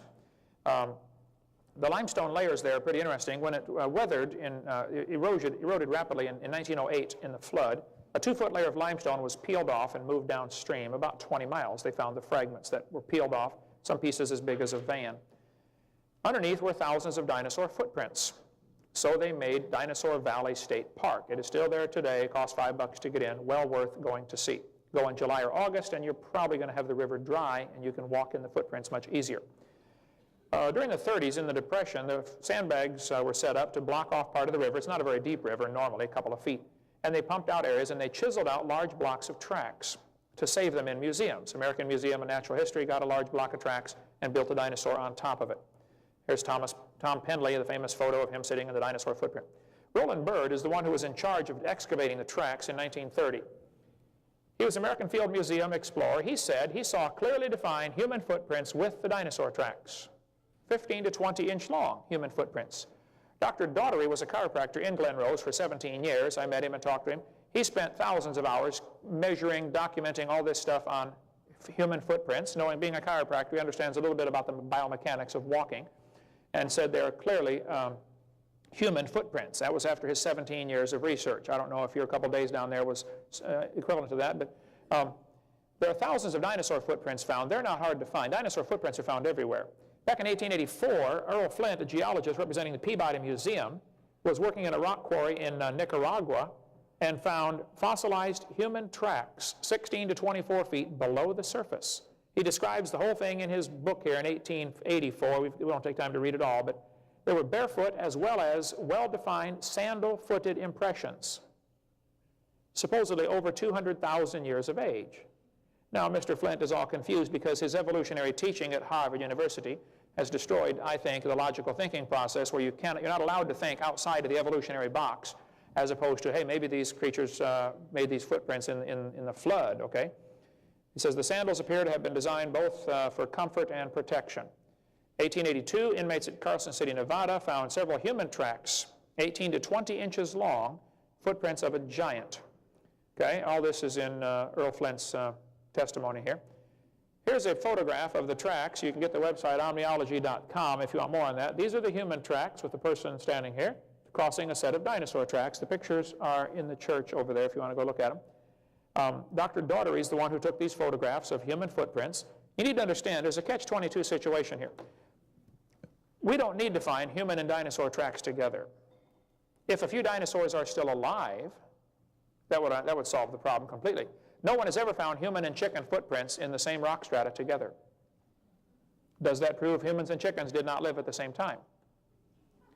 No, it probably proves that humans don't normally hang out with chickens. Okay? So I don't think we need to find the footprints together, number one. Number two, I think they have been found nonetheless, okay? Texas Tracks and Artifacts is a book. It's $10, $9.95, $9.50, dealing with all the latest evidence on the human and dinosaur footprints together. I've been there myself and walked in them. That's a casting of one that I have, taken directly out of the river from Glen Rose, Texas. It's a size 24. Good size. There are people today with a size 24 shoe. That's not the big deal. I mean, it's pretty big, but the footprints have been analyzed. I think they're legitimate.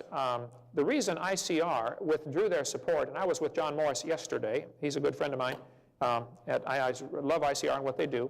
He wrote a book called Tracking Those Incredible Dinosaurs, and then he withdrew the book from publication, or from sale, because one of the footprints that was real clearly a human footprint at first, when it was first discovered, as it eroded away, it grew 2 more toes and became a 3-toed dinosaur footprint. When the footprint was first found, it was about 8 inches deep. Oh, you're trying to, I got supposed to stand so you can get this on film. It was about 8 inches deep in the rock as the erosion destroyed it. Okay? When it was first discovered, you could actually see the dermal ridges. That's the toes equivalents of fingerprints. Okay? You could see them very clearly on the toes. This was obviously a footprint. But over the first 6 months or so, this begins to erode away once it's exposed, you know. You have a catch-22 situation. If you leave the rock and the footprint where it is, it'll be destroyed by weathering. If you take it out, the skeptics will say, how do we know you got it from the river? So, you know, if you take it out and put it in a museum to preserve it, now they don't believe you. And if you leave it there, it gets destroyed and they don't believe you. Because the bottom line is, they don't want to believe. Doesn't matter what you showed them, okay? So, one of the best footprints that everybody came and witnessed, and lots of folks have testified and written affidavits saying, look, I saw this thing, okay? It was there. As it eroded away, it became a dinosaur footprint, 3-toed dinosaur track. And somebody said, well, maybe the center part that you thought was a human footprint 5 years ago was actually just a pad on the bottom of a dinosaur footprint. We don't know if they had pads or not, but maybe they did. Okay. Well, another obvious explanation might be the human stepped in the same footprint after the dinosaur was there. The mud squeezed in, obscured the outer toes of the dinosaur. As it eroded away, it exposed those 2 toes that were there all along. So it was both footprints all along. I talked to John Morris and I said, Dr. John, why did you withdraw your support of this footprints? I've been there 3 times, I've walked in them. He said, listen, I'm not saying they're not real. And I kind of suspect they are. Dwayne Gish, one of the founders of ICR, 82-year-old, his wife died 2 weeks ago, a very good friend of mine. He writes lots of books on creation evolution. He has been there numerous times, and he and Henry Morris differ on this. Henry Morris takes the more, and John Morris take the more conservative stance and say, well, we're not really positive, we can't prove it, so let's just not mention it. Dwayne Gish says, look, I've been there, I'm convinced. So John Morris did not say, we don't believe they're legitimate. He just said we can't be positive. So he's erring on the side of caution. So it would not be correct for you to say, ICR has said they are not footprints. Don't say that. You can say they have withdrawn dogmatic support of this, but they have never said they're not human footprints, okay? And most of the people, many of the people at ICR, Institute for Creation Research, still think they are indeed legitimate footprints. But my point is, it doesn't matter. We don't need to find dinosaur and human footprints together because dinosaurs have always lived with man. They were known as dragons throughout most of history. And there's probably a few still alive. In the Congo swamp, for instance, there have been many reports of dinosaurs still living in Likwala Swamp. Mr. Scotland, who was moving to Arkansas, by the way, he was in the bodybuilder contest, you know, right next to me. William Gibbons is a good friend of mine. He and I wrote a book together called Claws, Jaws, and Dinosaurs. William Gibbons has been to the Congo swamp 3 times and once to Cameroon, where there are reports of dinosaurs still living. Ever since Congo was colonized by Belgium back in 1885, there were reports of dinosaurs still living in that swamp, small ones, 15 or 20 feet long. This article, 1910, New York Herald, talks about a dinosaur still living. 1948, Saturday Evening Post. 1980, a big game hunter went there back in the early 1900s and said he saw an animal that could only fit the description of a dinosaur. There could be dinosaurs, by Ivan T. Sanderson. Okay? Roy Mackle's been there 3 times.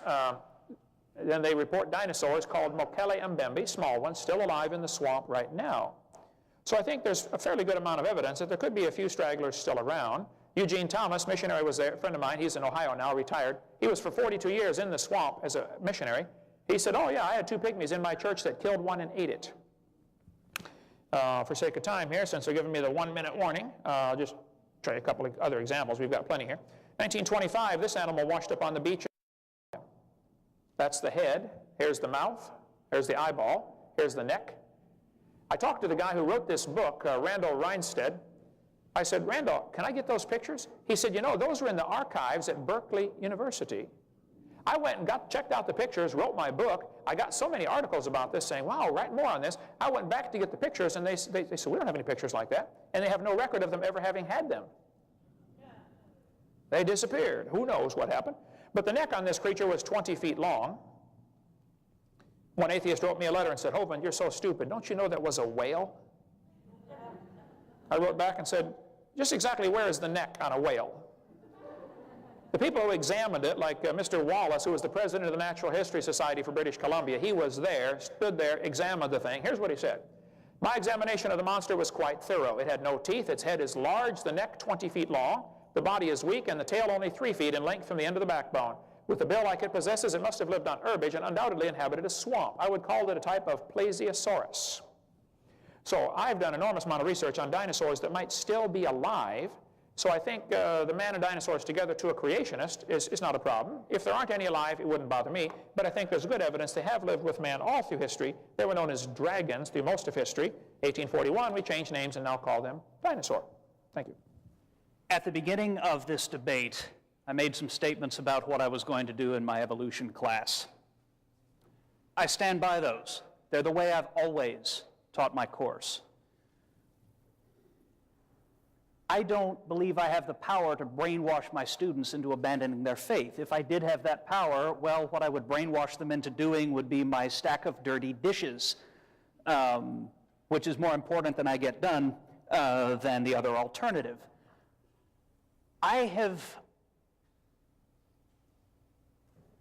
I used to ask questions like this, but for the past 3 years when I've taught evolution, I simply have not asked students whether they believe it or not. And the reason is that belief in the religious sense, the assuredness of things unseen and Paul's definition thereof, is simply not the issue in a science class. And I teach evolution in a science class. I do not particularly care whether they accept it or not. I've had people come up to me with the attitude that they seem to think that for every 10 people I convert to the cause of evolutionism, I get another piece of free luggage or something like that. Well, I don't. It does not make any difference to me. I have had students come in with very strong religious beliefs. They've shared them with me in some cases. Others have not. Some of them are theistic evolutionists. They're willing to accept evolution but believe God was guiding the entire process. It's not my place to tell them they're wrong, any more than it's my place to tell them that they can only baptize individuals as babies by sprinkling. That's not what I'm paid to make decisions about. I don't care if they believe it or not. They are free, if they wish to treat the entire class as an enormous fiction. What I do demand that they do is they understand the material. And I will stand by this. My students may or may not believe in evolution, but if they've listened, and if they've absorbed what I have to say, and if they understand the reasoning that I use, they understand it better than Dr. Hovind, and that's not very difficult. The fact that the statement you made that we never see stars formed is false. The Hubble telescope has caught them in various stages of formation. Changes of 3 nucleotides is fatal to the organism. In certain genes, perhaps it can be. There are other genes that can change in a great many ways without affecting organismal function at all. Mutation rates that have been observed in natural populations are much higher than that. Darwin was a racist. Well, find me somebody living in the 19th century in England who wasn't. And I will agree that Darwin's ideas and evolution in general have been put to a lot of racist uses. So has the Bible. If you want to ban evolution because it's been the inspiration for racism, would the next step be to ban the cross because it's been used as a symbol by those losers in bed sheets who go around setting it on fire? I don't think so. There is a difference between the way you use a theory, an idea, a principle, a religion, and what it actually says.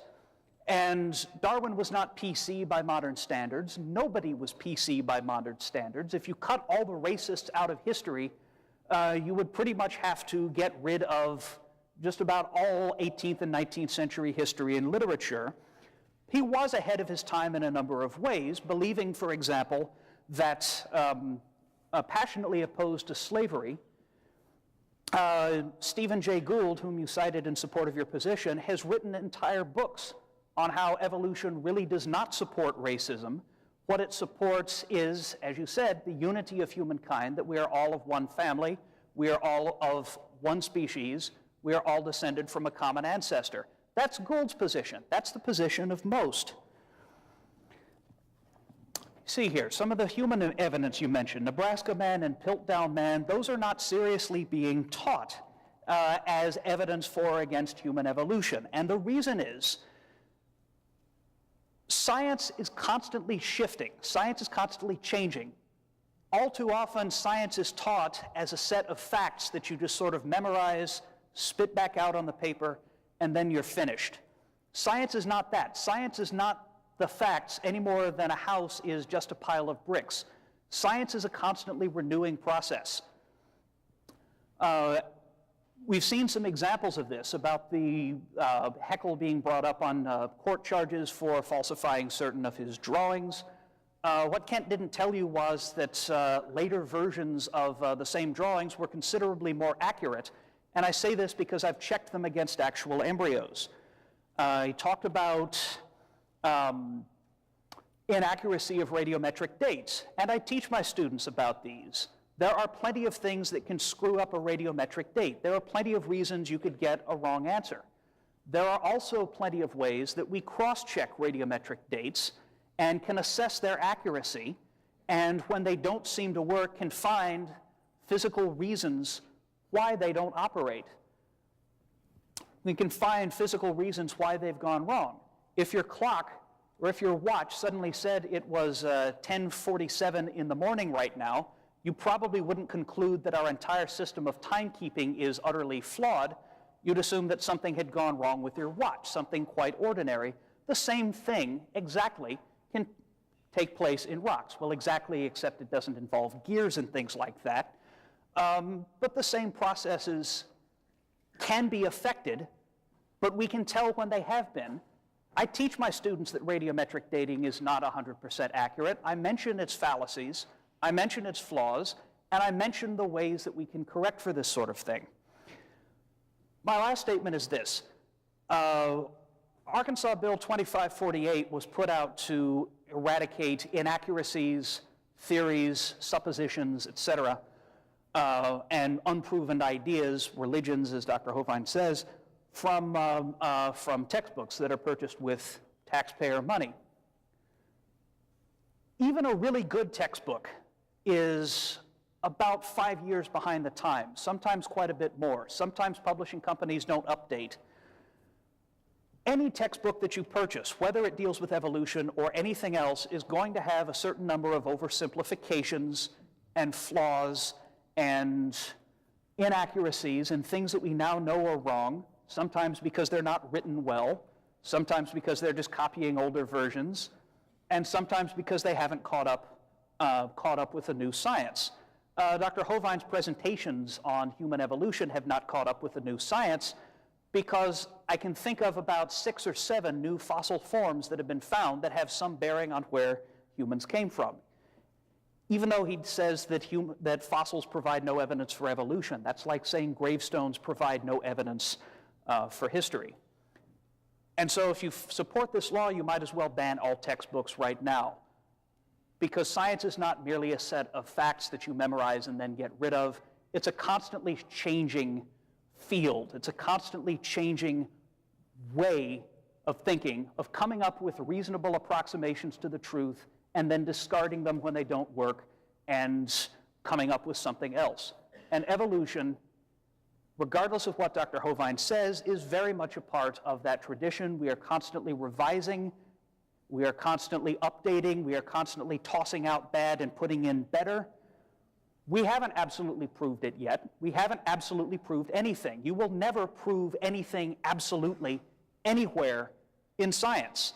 It was shown by the logician Karl Popper in the 1930s. You cannot get absolute proof.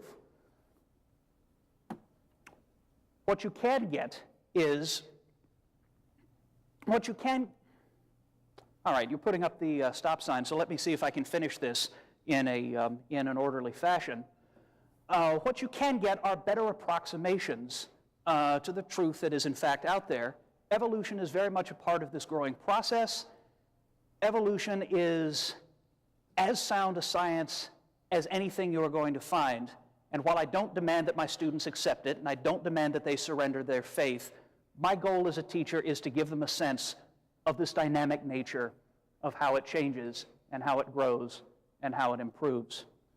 Thank you very much.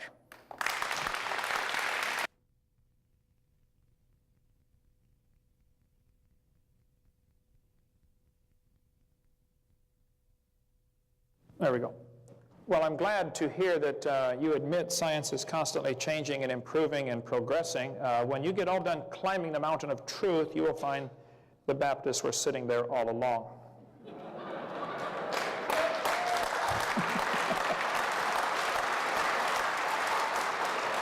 And you mentioned about improving the accuracy of the drawings. Let me make sure I understand what you're saying. These are the drawings that Haeckel used to support the embryology idea, okay? He flat lied, and it's not an improving of the drawings we need to get, folks. On top are Haeckel's drawings, underneath are actual photographs. Now, if you try, it appeared to me like you tried to imply in your last statement that this might still be evidence for evolution because now we have more accurate drawings. I hope you're not implying that, because everybody that studies this will tell you it's been disproven a long time ago. The biogenetic law, as Haeckel called it, cannot be weeded out in spite of its having been demonstrated to be wrong by subsequent scholars. The biogenetic law is as dead as a doornail, okay? There is no evidence for this. Haeckel was convicted of fraud and confessed he was a liar. Go ahead. That's why I don't teach the biogenetic law the way Haeckel proposed it. It just sounded to me like... I don't know anybody who does teach that ontogeny recapitulates phylogeny. Okay, you bring that doesn't mean that this isn't evidence. Okay, but there you go again. It doesn't mean it isn't evidence. How can you say that? It's a dead law. No, but here you are still clinging to it, claiming it is still evident. Is anybody else getting that? Is that what he's implying? All right. Ontogeny recapitulates phylogeny was Haeckel's particular spin, in which he argued that an organism literally goes through its ancestral stages on the way to becoming an adult. That Correct. At one time you were, in some important sense, a fish, you had gills, etc. Well, they're not gills. I don't teach that they're gills. The textbooks that I use call them pharyngeal slits rather than gills. I agree. Do you still teach that this is evidence for evolution, though? What, the ontogeny recapitulating phylogeny? Do you still teach that the embryo goes through stages of evolution? I don't know anybody who does right now, and I certainly don't. Bring me the textbook used in your college. I'll show it to you. I actually teach mostly from PowerPoint presentations on the web. Okay. I'm not very good at following textbooks. But I guarantee it is still in the books, and that's what the folks are upset about. Get that out of the books. It's a lie. Take it out of the books. They don't want to pay to cut down more perfectly good trees to print perfectly bad lies. Right. Right. If memory serves, the textbook we used didn't include the biogenetic law. What it did point out was that I collect the textbooks. I have hundreds of them. I assure you, it's in there. in Monroe Strickberger, I don't know if I have that particular one. I have probably a couple of dozen. My point is, it's still in there. Here's an Irish textbook telling the embryo's gill slits. Here's Holt Biology showing gill slits. That's simply a lie. Here's Glencoe Biology showing gill slits at 4th week embryo. Here's Tim Barra still teaching 115 years after it was proven wrong. Here's Kenneth Miller, 1998. I debated Ken Miller on the radio a couple of months ago. I said, Ken, why are you still teaching that? You write a lot of textbooks. He said, well, we're taking it out of the next edition. Here's a 2000 edition textbook, still has the gill slits. Here's a 2001 textbook, still teaching the kids. They look similar. These similarities provide evidence that these animals evolved from a common ancestor. Well, that's just a bald-faced lie. First place, they're not similar. Any similarities that there may be construed could be just as much evidence of a common designer. Why are we all paying to teach the kids this is evidence of a common ancestor in the 2001, proven wrong in 1874? And I still don't think you get it from what I'm hearing you say. You still somehow think this is evidence for evolution. Do you think the similarities of the embryos are evidence of a common ancestor? Yes or no? Sure. Okay, then you're lying to your kids. They are not evidence of a common ancestor.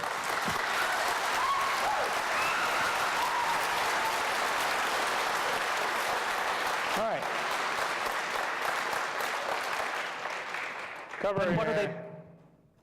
Then what are the pharyngeal clefts doing there?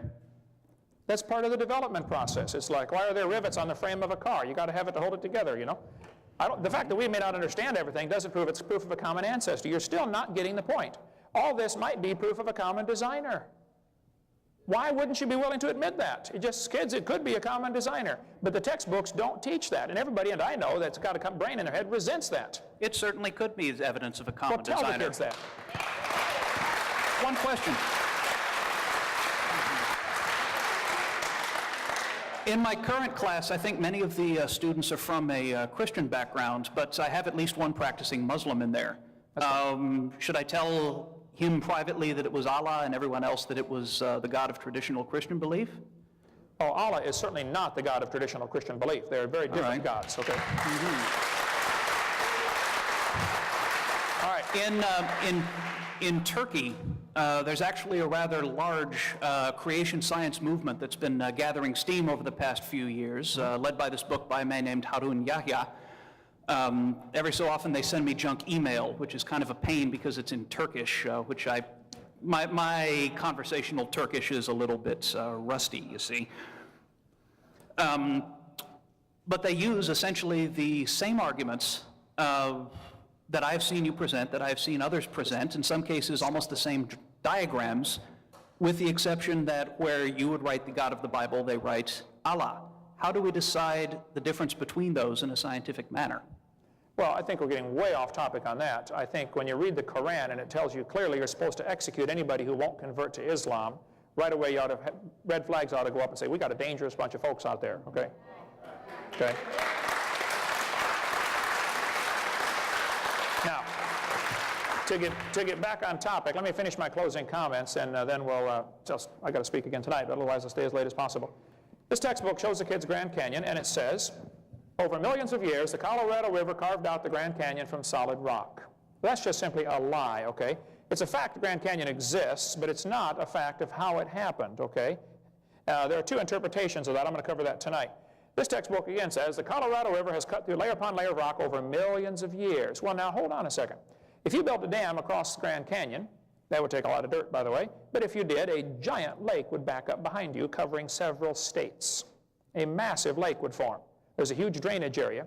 These two red lines indicate what's called the snow line, and this is about a 270-mile view from a satellite. Grand Canyon, the Colorado River enters over here and flows downhill through the canyon and comes out back at ground level, even though it's still going downhill, because the ground loops up and goes back down. It's called the Kaibab uplift, a massive several hundred-mile uplift. As the river enters the canyon, it's 2,800 feet above sea level. It flows downhill at the point where the canyon is the deepest. It's about 8,000 feet, 7,000 or 8,000 feet above sea level, and the river's at 1,800 feet, over a 1-mile drop, a very impressive hole in the ground. I flew over it yesterday. The Grand Canyon is interesting when you ponder it. The top of the canyon is higher than the bottom by over a mile. The river only runs through the bottom. The top is higher than where the river enters the canyon by over 4,000 feet. Rivers don't flow uphill. There is no possible way that river made that canyon. That canyon was obviously a washed out spillway from some big lake. They even have a name for it called Grand Lake or Hopi Lake are the names for this.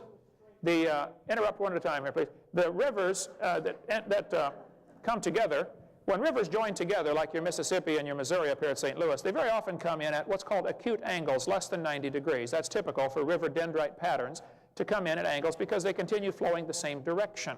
Now, if you look at Grand Canyon carefully, the rivers on the left side enter at these acute angles, less than 90 degrees. If you look at the right side, you'll see they enter at oblique angles, greater than 90 degrees.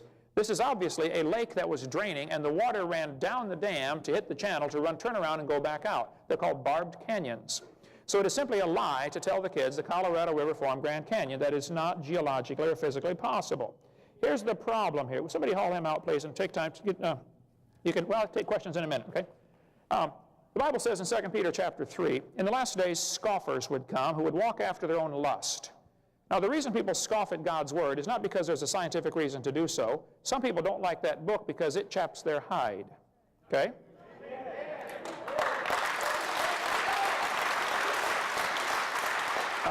2 minutes? Okay. The Bible says the scoffers are going to say, where's the promise of his coming? For since the fathers fell asleep, all things continue as they were from the beginning of the creation. The scoffers are going to teach a doctrine called uniformitarianism, which is exactly what all of our science is based on today. I taught our science for 15 years. The Bible says these scoffers are willingly ignorant. In the Greek, that means dumb on purpose. They're willingly ignorant of two things. Number one, by the word of God, the heavens were of old, and the earth standing out of the water and in the water. We covered this on our video number 2 of what the original creation was like. The scoffers don't want to admit or understand how the earth was created and how God created it by his word. They're secondly ignorant of the flood. See, they don't want to admit God created the world because then that would mean God owns it. And that might mean there are some rules. Well, guess what? He did and there are, okay?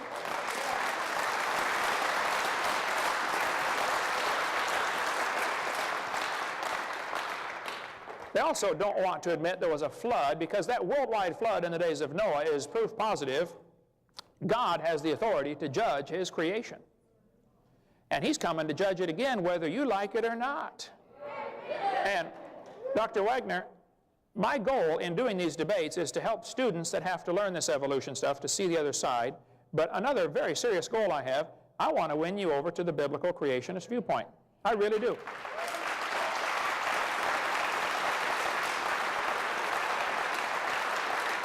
Now, if you have a scientific reason to reject the Bible, I would like to hear about it. I'd like to see it, okay? So far, I've not seen you show any scientific evidence that makes me want to leave my Bible behind and say that evolution has happened. I haven't seen any scientific evidence, and I've studied this intently for many years. I think some people, as I mentioned at the beginning, like the evolution theory because, hey, this is a nice way to get rid of God, and therefore there are no rules, and therefore, you know, I get to do what I feel like doing. By just exactly what Peter said, they walk after their lust. There's the bottom line right there, okay?